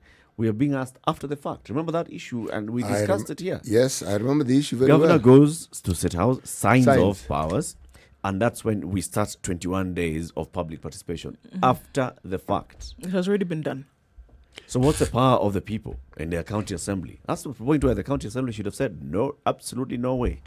Let's discuss this first, nullify what you've signed, and let's discuss it afresh. But look at this trend at the national level, and look at what is said, what was supposed to have been said, what the law requires, what has actually been done. It's a trend that we have had for the longest of times. We've had it with many governments, but this particular government, we seem to have seen it displayed far more than we have in the past. Why am I saying this? Ask yourself a simple question. The drama, if you forget the players and just look at the drama that we have, let's make it current. Did we not have BBI 1? Did we not have BBI 2? We did. Were there not pronouncements about what BBI is and what it is, and this is cast in stone, it won't move? Then what did we see? Something different. It is presented. Is it BBI 3? And suddenly you say, but wait, and then individuals within that particular committee, that was the commission that was handling the BBI matters, suddenly come up and say, but excuse me, this is not exactly what we agreed on. Now, this is at the national level. Changes are brought about, utterances are that there will be no changes. So, are we seeing anything different? The answer is no, we are not. We are not. I think that it's clear that power at some level, or on very many levels, has been usurped. It would seem so. Is it to the point whereby the delivery of services by virtue of these positions then also must stop? Because that's what we are being told. That essentially the work has not been done to the point that Kenyans would demand it to be done because this power at whatever level has been grabbed. We can't then do our job because somebody else is running the show. We want a budget to be able to get this job done, or even for us to legislate on the same, but power has been grabbed. So we sit here helpless. We want to be able to tell you the way in which you should go, but we can't because power has been grabbed, leaving us helpless. Yeah. Is that the case? No. Yeah. No. I find it very difficult. No, grabbed how? Because a lot of these things seem to be with compliance. It seems like you're okay with power it. Power that is grabbed is normally called a coup. You see, this kind of, it's compliance, but it's just complaining at this point. It's compliance because you've done nothing about it. If by the time we are saying that, for example, the budget that was presented to the House, the budget that was passed in the House, and the budget that was being presented to the governor are different, 3 different budgets, and the Assembly has done nothing about it. All this time, then it tells you, yes, power has been grabbed, and it with your complete approval of it. So when the Assembly members come and complain and say, you know what, it's politics. But then, Eric, let me ask a question. How then is it grabbed? Because it seems to me it's just moved. It wasn't grabbed. Because when you accept to move in a certain direction, you've actually donated the power. Yeah, precisely. So it wasn't grabbed. That's why I use the word compliance, because you understood what was happening and the reasons why. Now, the complaining after the fact tells me the realization of the consequences are now fully at your doorstep. This is where I put the blame, by the way, not even on the 100 or so MCAs in the Assembly. Yeah? It's on the voters of Nairobi and also all the other counties. Because very many times, in the rural counties, you may find that people are very keen on who they are electing as MCA. Yes. In Nairobi, not as much. We elect parties. In Nairobi, you elect a party because you think you're mayor. I'm more bothered about Raila Uhuru and whether I'm going to elect Sonko or Kidero, and that's the decision I'm going to make. The other guys are just collateral damage. This is what happens with that collateral. Actually, it's not the even actual MCA. power of managing the county of Nairobi rests in the assembly. Because the assembly is the one that approves what is happening in terms of budget. The assembly is the one that is supposed to be representing you in taxation. The assembly is the one that's supposed to be passing legislation. The assembly is the one that's supposed to be providing the oversight of the executive. So when you Nairobi voters, you just go and say, I don't even know who I voted for. Me, I was voting for ODM or NASA, or I was voting for Jubilee. So there's a deficit in understanding. Well, actually, what Eric is saying is actually true. Yeah, so there's a I'm deficit. giving myself as the example. Yeah, so you don't really I vote in understand. Nairobi. I have no clue. Yes. Who my, you voted my for? MCA. No, I know who. I You don't know know. the party I don't you know the voted name of my MCA. I don't know who my MCA is. So now is it the that, MP? I now know. Yeah. So you know Yes. the MP, those that one who's governor, going for the senator, governor, of course. senator, and then of course going Women ahead. rep. It's Okay. visible. So then, can you then say that people are not paying attention to these quote unquote little, positions because they don't understand the importance that they wield in the county? Yep. Look at and then guess what? Look at it now. You will say there's no water, there are no roads, there's no this, there's no that. What a terrible governor we have, isn't it? However, those who bear the responsibility for legislating so that these things will essentially be done, the release of budget or saying that budget should go in this direction, actually rests on the shoulders of the assembly. But then when you were putting this person into, you just basically tick the box. You didn't even look at the You name. have You have absolutely absolutely no no idea clue the who name this of person this is. Never seen them. When Never they were wanted having to see them. when they were having their rallies, when they were having meetings, when they were talking with people, you never bothered because you're like, it's just somebody who's going to go fill an office without realizing that they actually have a very important role and responsibility when it comes to the governance and the legislation of the county. But then in the future, we complain about who these people are, but we didn't actually pay any attention as to who we were putting in office. Who runs the city is not the governor. Who runs the city is the assembly. But ask yourself this question. You see, when you talk about representation, if we go by statistics that are provided by UN Habitat and other organizations, even our own National Bureau of Statistics, that 60 to 70% of the population of Nairobi actually reside in low-rent areas. See, there are parts of Nairobi where the things you mentioned, they don't need. They don't have a problem with school. They don't have a problem with water. They don't have a problem with street light. They don't have those problems. Now, if you decide to demarcate the role of an MCO to be precisely that, you'll have missed the point. You see, representation isn't just that. Representation is actually supposed to provide equity. So that even when you talk about the budget that the Mheshimiwa was talking about, you skew the budget in a direction that ensures that other parts of Nairobi benefit as much as those that already have benefit. Yes. So that occupies your debate. Because when you talk about the loudest of voices, unfortunately, those people who live in the, if I may use the term, low-rent areas are the ones who need louder voices to represent them. Because they need more in terms of what they ought to actually receive and get. Now, that's what I'm saying. The people in those areas, as an example yet again, do they realize that it is the members of the assembly who are going to be able to help them to maintain this thing like equity? If they did, they do. If they did, they would place a high importance on how they voted. You know something? Because the person that they run to, I'm sure, I can't be sure, but if you went and did a poll, even in those areas, and asked people when they were making their votes, where they put their most importance. And what influenced their decision? What influenced their decision? You would find that the importance, they started from what we talked about, those positions, member of parliament, and moving ahead. Why don't we talk about, say, the governor of Nairobi, all right? And ask yourself, because we had this debate earlier on, not even this year, even last year, okay? What is it that led to the popularity of this particular governor? It was said, it is still being said, that he seemed to resonate with the needs of the Mwananchi.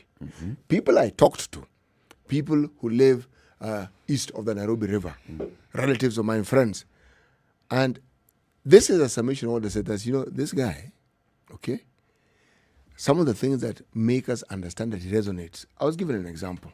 Said, in the neighborhood I live in, so this gentleman once appeared and told all the shoppers who are in this supermarket and the other that they could shop for anything they wanted that he would pay. I said, did people shop? He said, yes. Of course. I said, and then some of us, and the person telling me the story was telling me, I'd shopped the day before. I wish I'd shopped on that day because you could shop. I said, okay, so how does this translate in your life when the shopping, because at some point it'll run out. What happened? Say, and this is what I was told, it doesn't matter. No one has ever done that for me. Now, you need to understand that somebody who feels that they're economically disadvantaged, their thinking is very, very different in terms of what they need. And the needs tend to be immediate.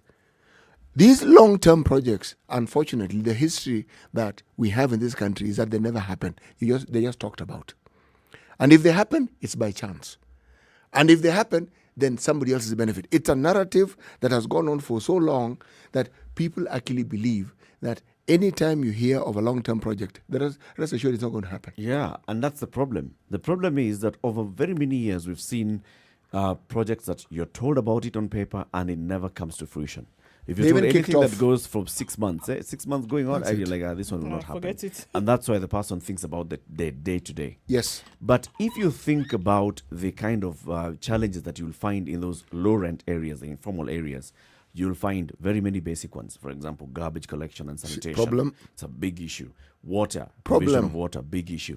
And the governor has direct say on how those issues are run. It doesn't get more direct, actually. So someone coming to buy you sugar and majani chai and rice and unga for the day versus somebody else coming to tell you, let's think about how we can sort out these issues so that you can get water on a more regular basis. Even if water does not run out of your tap on a daily basis, then this is where you can get access to water. We can talk we have about a community boreholes point? and community points where you can be accessing water. Those are the conversations that we should be having.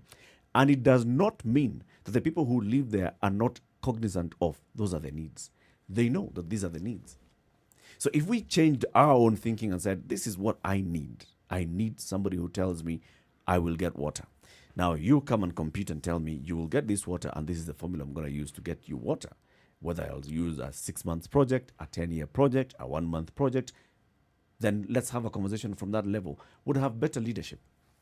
We don't. We've all gotten to a point where we've given up. The reason why even those who live in these upper areas of Nairobi will not consider the MCA is because they're thinking, oh, well, this guy has no power. What are they really going to do? If my guy, the president, who's my neighbor, gets into office, then of course I'll get because they have to bring water to the Mheshimiwa and therefore I will benefit as well. That is the thinking that the person has. If you ask this person, what are they complaining about? They still have issues of security. You have very high walls in these high-end areas. You are talking about issues of access to schools and good schools. You drive across this town to go, you have actually moved to a very expensive area because it's near a school. You're not thinking, where I was living before. If I had a school there, I would have lived there more comfortably. All those things matter, but we do not give consideration to them. A couple of times I was running at that issue of think about the importance of the MCA, okay? Everybody today, someone calls you and they tell you, I want to drop something to your house, give me directions. You'll not tell them, you'll tell them of certain road and then you'll start using now landmarks. Get to a certain building and then you'll get into the road and then off the road there's a carafe road and there's a kiosk and there's a heap of garbage and there's a fallen electricity pole or some street lights that used to work. And or a kiosk with the Coca-Cola on it. Coca-Cola kiosk. That's what we use as directions. That highlights what we have. You have garbage, you have kiosks, you have broken down services. And you live off the tarmac road. In this Nairobi, and you're there driving a big car and saying, me, I only think about the governor. Shame on you, man. It's not it. You know, the understanding of what it is a leader does and what it is a political leader does and what it is a politician does. I intermingle these words freely, and when I speak of a politician, I actually think of a leader. Because they may not represent the functions of a leader, but unfortunately, they are leaders. Now, whether their leadership leads to what it is that they were supposed, well, what the blueprint stated they would do, is again a different discussion. Story. Yes, but the reality is this. The leaders themselves still entertain us with the talk as opposed to deeds. This entire discussion that we've had regarding the Nairobi County could have been had much earlier. It could have been had and it could have been implemented long before even the issue of the Nairobi Metropolitan Service was thought about. In the old days of the council and the local authority, we had many cases where the local authorities would fail. And the local government would send someone to oversee the functions. The same thing that the Nairobi Metropolitan Service is doing right now. And the idea was to steer it so that the functions were actually controlled by them until they sorted themselves out, then went back to maybe an election. And remember, the civil servants were not moved. It's the politicians. That assembly was disbanded. They were told, go home. Let's have another election. And it didn't happen in a year or two, sometimes even 3 years. But oddly enough, if you look back into history, when these commissions were set in place, somehow those towns seem to run a lot better than they did with and it's like the politicians went with their politics. Right. So the politicians is what we're looking at, are the ones who are souring the soup. Yep. Yeah. Yes. Because if your system was in place, you don't need the politicians the and their politics to run it. In the name of representation. Yeah, because if the politicians actually focus on their leadership, then even this discussion wouldn't be there. It wouldn't be. Citizen role now comes in. Yes. Politician has been put there by the citizen. Yes. Okay? Willingly. Now, yes. And the politician only feels that they're accountable to the citizen. The civil servant is accountable to a boss up there. So they want to do something to make sure that the boss does not fire them. The politician does something to ensure that their boss, the voter, does not fire them. So what do? Things that they think that the voter is more Or they talk to you. Yeah, how they talk to you and all those things. Let's take a break now. 22 minutes after 9. Let's see what's happening skywards in terms of the weather. And then we continue the conversation. Look at what your comments are. The issues in the County Assembly of Nairobi and the County Executive of Nairobi. Governor Mike Mbuvi Sonko's impeachment trial or hearings continue today in the Senate. Which way forward for Nairobi? Good morning. This is the Situation Room, the only way to start your day. Spice up your life. Hii krisi tukiwapea mtawezana. Star Times brings you the FKF Premier League. Hii ligi ni yetu, tuende nayo. You can also enjoy the Europa League, La Liga and FA Cup. To enjoy, simply get a satellite dish for only 2,699 shillings and aerial decoder for only 1,499 shillings and watch the FKF Premier League live and in HD exclusively on BTV channel 172 and 463. Recharge for 2 months and get upgraded for 2 months or call 0719-077-000. Classic soul, R&B, smooth jazz, neo soul, and nostalgic ballads. Make some noise. Yeah. You're listening to Spice FM.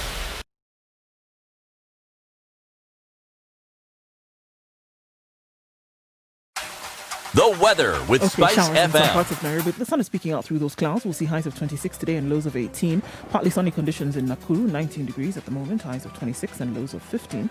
It's also raining in Nyeri at 17, highs of 24 and lows of 13. Sunny conditions in Eldoret at 16 degrees, highs of 24 and lows of 12. It's mostly cloudy in Kisumu at 21. We'll see highs of 29 and lows of 21. 21 also in Kakamega, mostly cloudy, highs of 29 and lows of 16. Light rain in Mombasa at 29, the high will be 30 and lows of 25. Mostly cloudy conditions in Malindi, 21 at the moment, highs of 29 and lows of 18. It's raining in Kampala at 20, the highs will be 26, coming down to lows of 19. We'll see a low of 26 in Dar es Salaam, where it's raining at the moment at 29, highs of 31. Sunny conditions in Johannesburg at 16 degrees, highs of 21 and lows of 15. We're seeing light rain in Lagos at 25, highs of 31.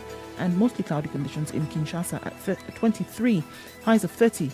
And in Beijing, going towards the early evening, 2 degrees, sunny conditions, highs of 5 and lows of -7. It's mostly cloudy in Paris at 9, highs of 11 and lows of 7. And in London, clear skies at 8, highs of 12 and lows of 8. And 0 in New York right now. That'll be the high for today, coming down to lows of -4.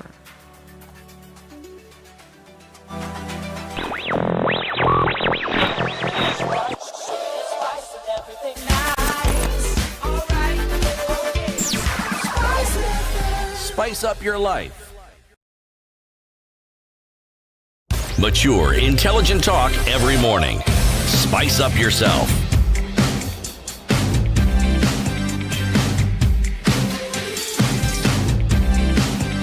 Mornings done right. 94.4. Yeah, from Johanna. What is it saying? It's time we, the voters, take charge of leadership of the country. We cannot be the cart to be loaded and taken for a ride roundabout. Huh. Reagan says, I'm confused about the bill assent in Nairobi because it is the speaker, the majority, and the minority leader who take the bill to the governor for assent and not the budget committee. Okay. So Dario Gutard wanted us to ask the MCA and say that there's a lot to tell. There's a lot that we're not being told. You haven't asked her why they flew to Kwale and the reason behind it in the first place. I'm so disappointed with our leaders. The MCA is allied to Sonko. Walisha Kula Mlungula took a bribe. All right, and they're living in denial. Let now the law take its course at the Senate. People should be responsible as leaders when given the job by Wananchi. Yes, we didn't directly ask the question, but I thought it was obvious. I mean, they knew very well what was going to take place in the assembly. And we did ask. So instead of being present, you made sure that you're physically absent. So nothing can be imputed. There can be no implication. Then came in the phones, which don't require you to be physically there. Right. Then came voting online. Now we have a new discussion. It's called hacking. You know, red herrings, smoke. There are always issues that could have been addressed. There are always ways in which this very same county assembly could have done things differently. And maybe that's what's dawning on them right now. If I were to hear the Honorable Mudeu speaking, that's what I seem to have been hearing. That, yes, certain things that ought to have done may not have been done, but it doesn't mean that they now cannot be done. And the question is, can they really? Can they really? It's like our parliament telling us that, yes, there may have been things they should have done or they may have neglected to do, but they can do them now. The question is, can you really? Can you really backtrack and get it done now? It's like telling us you want a river to change course midstream. Is it really possible? No, essentially, we've not done our job, and we know the reasons as to why we've not done the job. But okay, maybe we shouldn't leave just yet. We can sort it out. We can fix it. Give us time. No. Give us time and allow us to do what we want to do to serve the people. There's no guarantee that now this time that you're given is going to now bring out results, because even in terms of it took a calling out for you to see that, yes, we have actually gone the wrong way. So if you really did imbibe those feelings of, something is going wrong here, we've not been doing it right, we've actually started to see some action on the part first before anybody had something to say. It wouldn't take for somebody to say, you know what, Titi, you're actually not doing what you're supposed to be doing. You really have that change of heart, you would have actually started to see or even hear that it came from you. Let's hear from Patrick calling in from Vihiga. Good morning, Patrick. Good morning. How are you? Fine. Very well, thank you. I would like Bwana City. Yes, please. To compare the problems facing in Nairobi city administration with the period when Nathan Kahara was mayor in 1992-83, and then the Minister for Local Authorities, Mr. Moses Mudavadi, the late, yes, dissolved the county, dissolved the Nairobi City Council. Yes. And ushered in the era of the Nairobi City Commission. Yes. It is just a same thing happening, but in a different format because of the law. Because those days the minister had powers to dissolve the authorities. Yes. But now, because of the law, the process has to take the way it is, because it is taking right now. However, I disagree with the Mheshimiwa, because they were elected to represent the people, and in case of anything, they would have been in the assembly to defend their governor. And when people say that the governor is always at hand giving tokens here and there in the name of charity, charity cannot be equated to charity cannot replace service delivery, because service delivery is a duty and a responsibility of the county assembly and the governor. Yep. Yeah. So when the governor gives tokens to people in order to be popular against service delivery, it is not improper. So, Patrick, and I feel disturbed when you say that when you want to give direction, some of the landmarks you can give is garbage heaps of garbage collection. It is very, very sad for Nairobi. Very, very sad. Karaf Road here. Such things. I feel the MCs are a big let down to the people they elected. They should rethink themselves. But Patrick, I agree with what you're saying up to a point, because the actual implementation of service delivery is not the function of the MCA or the politicians or the assembly. That is now the function of the civil servants. Yes. Under the direction of the executive. Yes.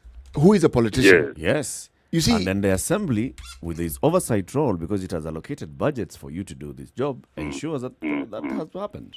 When do you hear of the civil servants complaining and saying that they've been prevented from doing their job? Civil servants within our counties, even when we complain, seem to be in tandem with the politicians. The only thing is that they are not elected. But you see, they have a role. They have a role to oversight. So how do you allocate funds and you don't follow up to see whether the amount so allocated for a particular service is not being utilized in the manner it should be. The county assembly is a big fee laid down to the people. On that note, I would agree with you 100%, because from where I sit, what I hear coming out every so often is the fight between the county assemblies and the speaker, wanting to replace the speaker or the clerk. But as for conversations about actual service delivery or raising issues that have to do with service delivery, I don't hear it often. But you see, the MCs are in a very good position to table a bill in the parliament. They are to end the wars, because they have got that duty. So if they join camps, the removal of the speaker and so on, taking sides with the governor, how is it helping the ordinary Mwananchi in the city?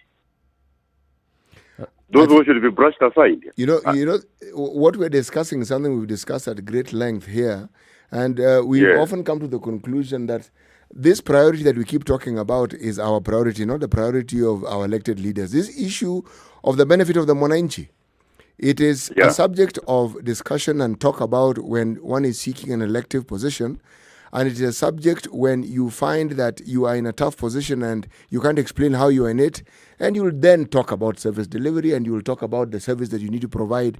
But as for the actual service being provided, I think the properties it has are, should we say, more spiritual than they're real. It's something you just talk about.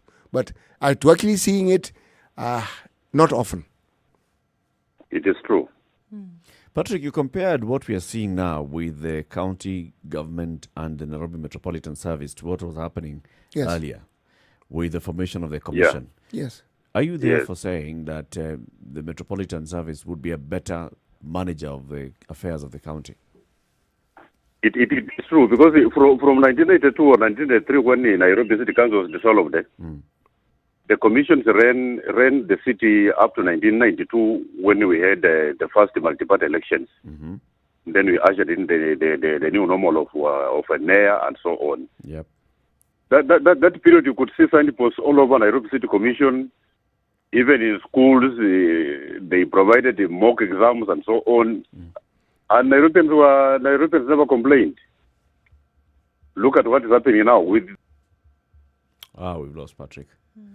We've lost him. Thank you very much, Patrick, for your contribution. But let's take a break at this point and see what's happening on the roads as we continue these conversations. 0719 012 600. It's 25 minutes to 10 o'clock.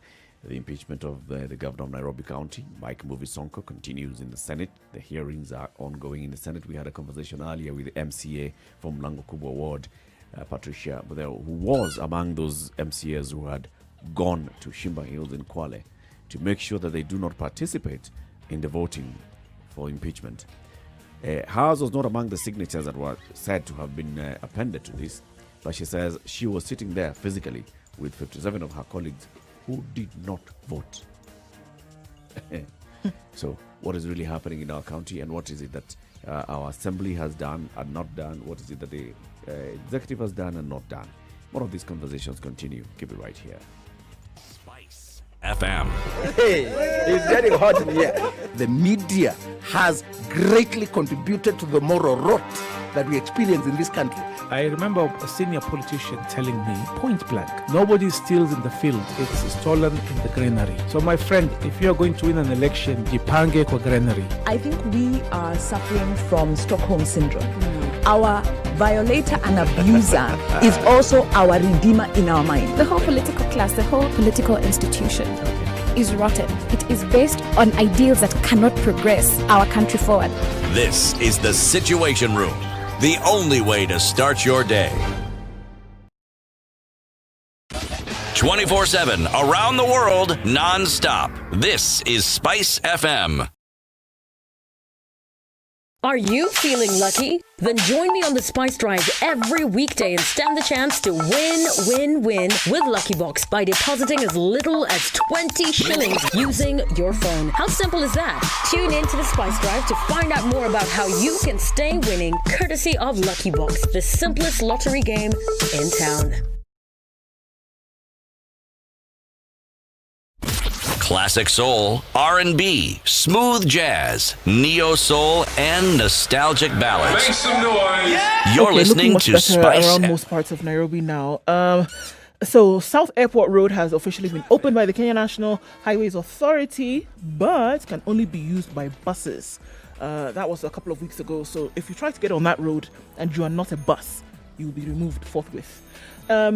Anything else apart from that? Mombasa Road looking pretty good all the way from the SGR outbound to the city looks good. On Uhuru Highway, we don't have bumper-to-bumper traffic. It's slow, but it's moving. At least get you where you're going without having to wait too long. Eastern Southern Bypass is looking pretty good today as well. Coming off of Figure Road into the CBD also looks good. You're going to have a hold up in a few places here and there, but it won't be too crazy. Coming out of Westlands has proved a dream this morning, and it still continues to be so. Hope we don't wake up anytime soon. All right, talk to us through the day. Spice FMKE on Twitter or text on 40127.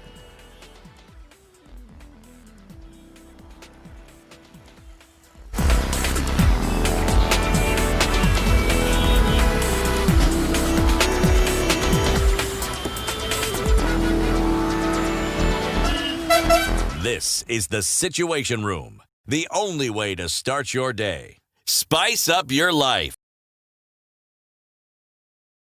Mature, intelligent talk every morning. Spice up yourself.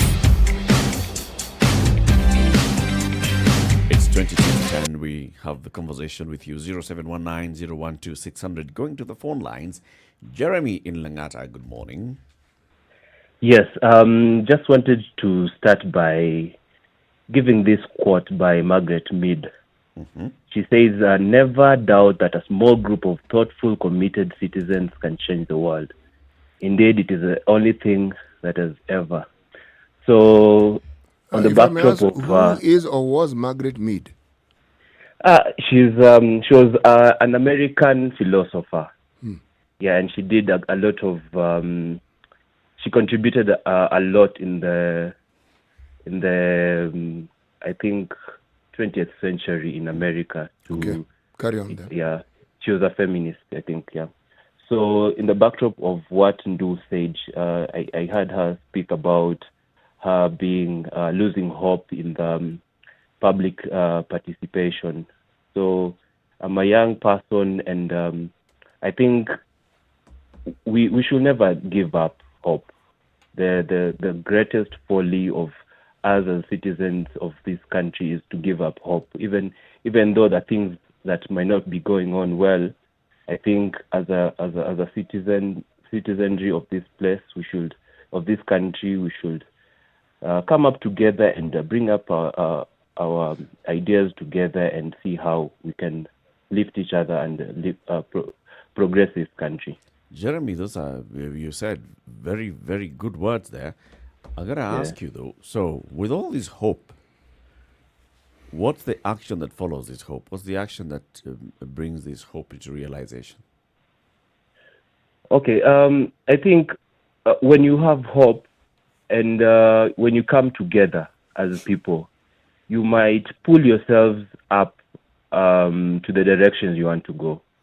The reason I'm saying this, also just to, in the backdrop of the conversations I've had from the MCA and what she's talking about, I think we're just having a back and forth in our county assemblies. And just growing up, I've been seeing this.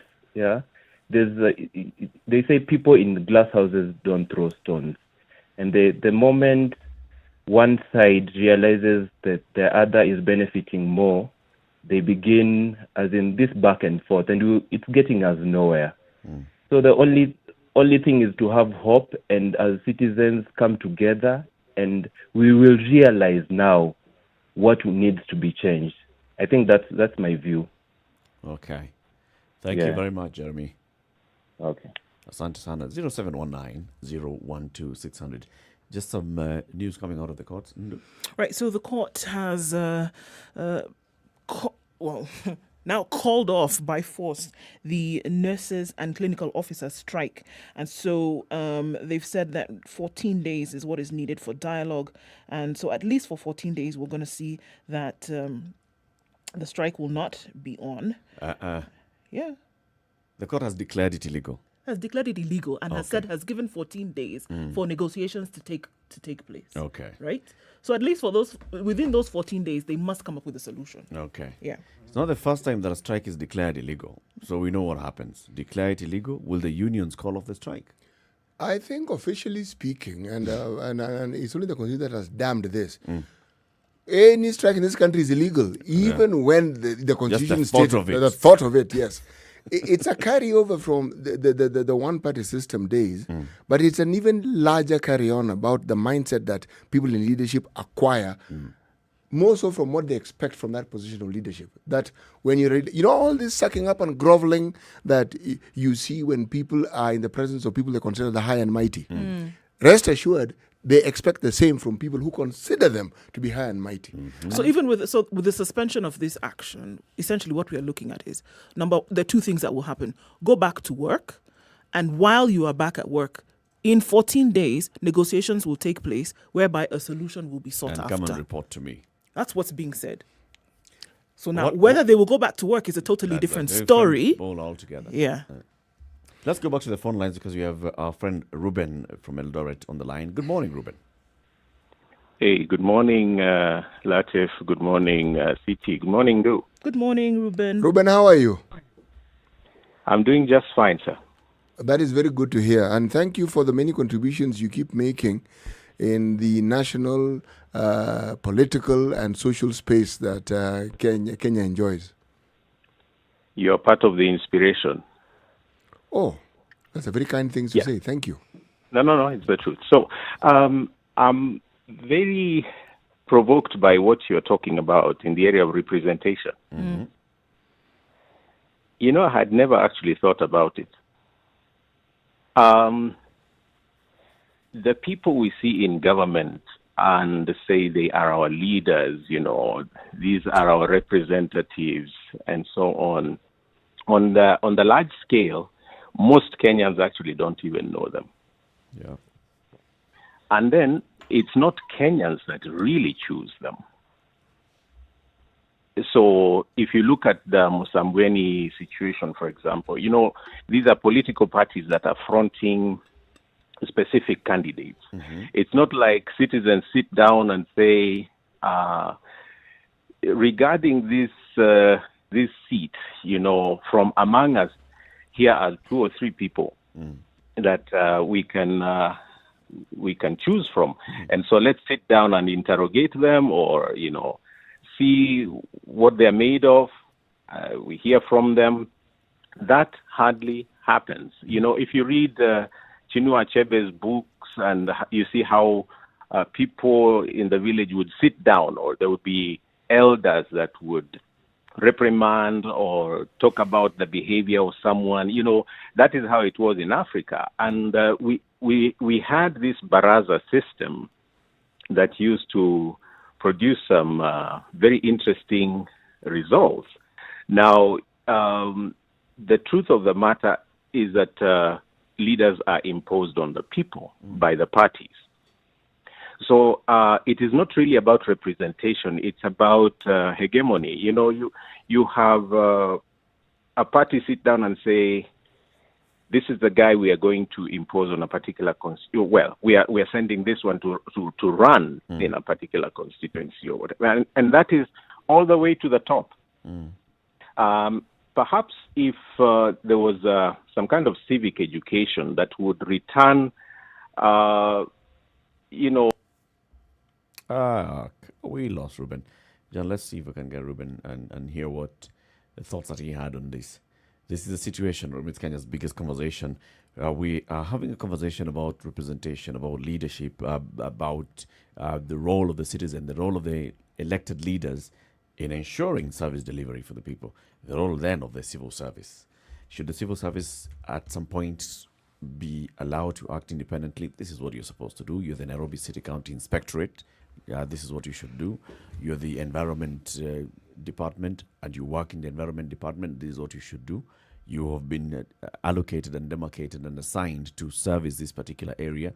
If that area, matters of environment in that area, it's your responsibility. And you should not be saying, I was waiting for a city hall to call me and tell me to go and collect garbage or to go and sweep the streets. But we've got Ruben back on the line. Sorry, Ruben, we lost you in the middle of making an important point. I don't know who took me off air. Anyway, so yeah, so it would be interesting to see, you know, some kind of civic engagement that would then give people the power to sit down and say, hey, among us in this estate, this would be a possible MCA. So bring them all together, 2 or 3, so that we interrogate them, we hear from them, and then decide as a people, this is the person we want to, you know, to represent us. Yep. Now, the whole issue of party politics is what has messed up our country. You know, a party is really like a mirage. And in Kenya, you change them like clothes. So it's not the same thing as what party used to represent, you know, ideals, a philosophy, something that you can. It's really a vehicle to get people into power. And so someone the one could argue, thing, Ruben, by the way, and tell you that even when you see candidates coming, they have come from a community. There are people who came and they knocked on Ruben's door and told Ruben, you know, Ruben, we believe you should be our leader. And then Ruben heard and listened to the voice of the people. And because Ruben knows that he, you know, subscribes to this particular political party, he presented himself to the party officials, and then that's how he got into this ballot. Or even the independent candidates. They heard the voice of the people at some point. So people must have participated in some way at the grassroots level. It's not necessarily top-down, but there's some bottoms-up approach. Yes and no. Okay, I'll take myself as an example and say, so what drove me to run in Vihiga? Yep. It's because I observed certain things that were going on in Vihiga, and I looked at what I could do, and therefore packaged some kind of manifesto. Now, it is this manifesto that I then presented to the people. Most people in Vihiga didn't even know who I am. In fact, they thought I'm from Rwanda. They thought Kagame and Kagame, same difference. Yes. So, and then comes all the clan politics. You know, are you Maragoli? Are you Munyore? Are you Atiriki? And therefore, you get into petty issues that never get the manifesto heard anyway. So I would have to believe that I can offer something. It's a totally different thing for people to believe that I'm the person that can offer that. And most people don't get a chance to then sell their manifesto. So, and it's because we have a mold in the system in terms of how politics goes, and then you have all these interferences from parties, which come last minute with money and with lessors and all these things, and then scuttle the entire the entire issue-based discussion. So, at what point then does the political party influence the people, and at what point do the people themselves make that decision when they're asking themselves, "Are you Maragoli or whatever clan you come from?" Is that the political party, or is that the people themselves? The truth of the matter, Eric, is that it's a complex set of issues. The party comes in pretty much as the vehicle to drive the decision, but it should never be that way, because, like I said, these parties are artificial vehicles, and they come and go. So this time it's ODM that is very popular in Nyanza and Vihiga. The next time you'll hear, let's go towards Jubilee because our guy is aligned there. So the thing I'm saying is that Kenyans should ignore parties on the one hand and begin to talk amongst themselves. Pull back the barazas that used to be there. Those have the town hall meetings and begin to talk, hey, what's going on in our area? Who are the possible candidates? So that even if somebody imposed a candidate on you, you say, no, we have our own. Or even without a candidate, we have a system that works. Because if I look at it, Ruben, and I look at the way things used to happen before, is that there was a system in place. Yes, there was an individual who was, quote unquote, elected to run things, but there was an accepted way of doing things. There's no reason why. There's no reason why such a thing cannot be graduated to the national level with more input from citizens. Absolutely. Yeah. So without a system, we will be played very easily. We'll be played very easily. Now, I know I'm taking so much time here, but I'll give the example of an organ that I'm part of. I'm a registered member of MCSK. It's a group that represents musicians. So you never actually have an MCSK that works because it has been hijacked by goons and people that are in it for something else. It's not about representation. And so as soon as there's trouble, you dissolve the system.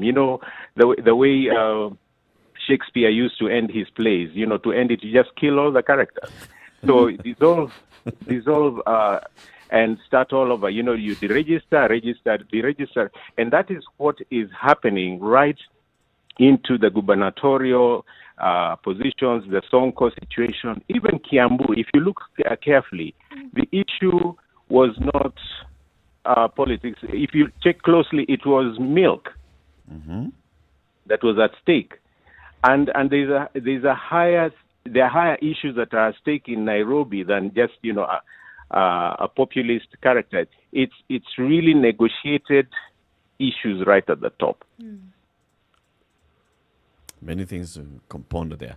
Thank you very much, Ruben, for that contribution. Hey, you have a good day, guys. Thank you, Ruben. 0719-012-600. A number of issues now in terms of how we elect our leaders, how we participate in this, and also coming back to the issue of the health workers' strike. So, governors went to court and they wanted this declared illegal. The court has said, yeah, true, it's illegal. Why is it that, and I think maybe also the unions need to be looking at this, judges and the courts interpret the law. So if every time a teachers strike, nurses union, doctors union, clinical officers union, whichever union issues a strike notice and goes ahead to go on strike, if the matter is taken to court, the first thing that the court will say is, yes, this one, you did not follow procedure. Why can't unions then just take lessons from this and follow procedure so that at one point, let's just hear a judge saying, I have looked, and these people have every right to take the industrial action that they've taken. Judges give reasons why it is they claim the strikes are illegal. Or is it that there are specific judges who are guaranteed to determine that they are illegal, and it is these judges to whom these cases are taken? No, if you can say in the industrial courts, they only those certain judges court. They keep changing. The industrial All right. court now has many. All right. So let's say there are a group of judges who are known to vote in a certain direction. The reason why I'm bringing up this particular discussion, there are judges who are known to give rulings that are not popular. There are judges who are known to have given rulings that perhaps did not favor the government. It's coincidental. It's not as though they decided from the very beginning they will rule against the government. The law simply stated this and they followed the law. Yeah. Clearly, those in government were not happy with it because it didn't favor them. Yep. Now, I'm asking the same question. Are we saying that these people who actually go on strike, or that they don't go through due process and even talk to lawyers and determine what it is that they need to do? I think they do. So what do they get wrong? It would appear that what they do is that they issue a strike notice and then they go ahead with the strike. Is that really the case? Because how is it that every single time what is said is, okay, in this case here we have that the strike has been declared illegal, however, and then suspended, and then on top of that given 14 days to go and actually sit down and have negotiations in terms of how you come up with a solution to this problem. Okay? But in other cases, the strike has been declared illegal. Go back to work by said date. Otherwise, 1, 2, 3. Every single time. It cannot be that you get it right and then somebody's just being malicious and throws your case out. I need to understand what is meant by illegal when it is determined it is so. Maybe there's a lot I don't understand about this. I think they just look at the procedure. What procedure did you follow to go on strike against the law? What does the law say? Yes, you have every right to picket. You have every right to do this, to go into industrial action. But then there is a law. What is it that the law says? If we don't see these unions going to challenge that as well, I think it's about time that the unions... Is there ever a time in this country when unions have called a strike and it was not declared illegal? That's what I'm saying. That's what I'm saying. No. So Every time. unions should look back and see, so what are we doing wrong? What do we need to do to make sure that we have I'm actually going to read, look for these judgments and read them so that I can actually understand what it is that determined or made the judges determine that these cases were, these strikes were illegal. I have to, because I clearly don't understand it. Yeah. It's important, I think, and also it's very important that these unions then do that, so that you know when you're declaring, issuing a strike notice, because, I mean, you assume you've issued a 21-day strike notice, you've said this is what we expect to happen in the next 21 days. If this doesn't happen, then we withdraw our services because we are allowed to do that by law. And then the judge says, no, there's something that you missed. Why can't you just fix that in the next time? Anyway, coming to the top of the hour. CT, today's proverb. Even if Christ's death could have been prevented, Judas would still be a traitor. Okay. Judas don't escape me. He would still be a traitor. There's nothing, and you see, this isn't measured in fractions. That you could have just quarter, and sort of quarter bad guy. No. Traitor. That's it. So why choose this one today? Why I chose it today is because of all the discussions we've been having in the course of the week. That there's a French term that I have heard, and so I asked the meaning of it. Fait accompli. Okay? One gets the impression that there are certain things, no matter which way you move, it's like it's already predetermined and it'll happen in a certain way. And I was thinking of the governors. It's like Baba Yao, their collective father, his fate was sealed. Even as things moved on, his fate was sealed. Yeah. All right? And I'm now looking at Sonko, and I'm asking the same question. All right? Is his fate sealed? Irrespective, yes. It's BBI done. Thank you. She's understood my thinking exactly. Is BBI done? Is the things that we are seeing, these are done thing irrespective of what we do? It's that got me thinking about this particular proverb. Yes. Okay. Sour. Thank you very much for tuning into the Situation Room today. Tomorrow, we discuss Kenyans and how we behave as Kenyans, why we behave as Kenyans, and all those things. Uongwana.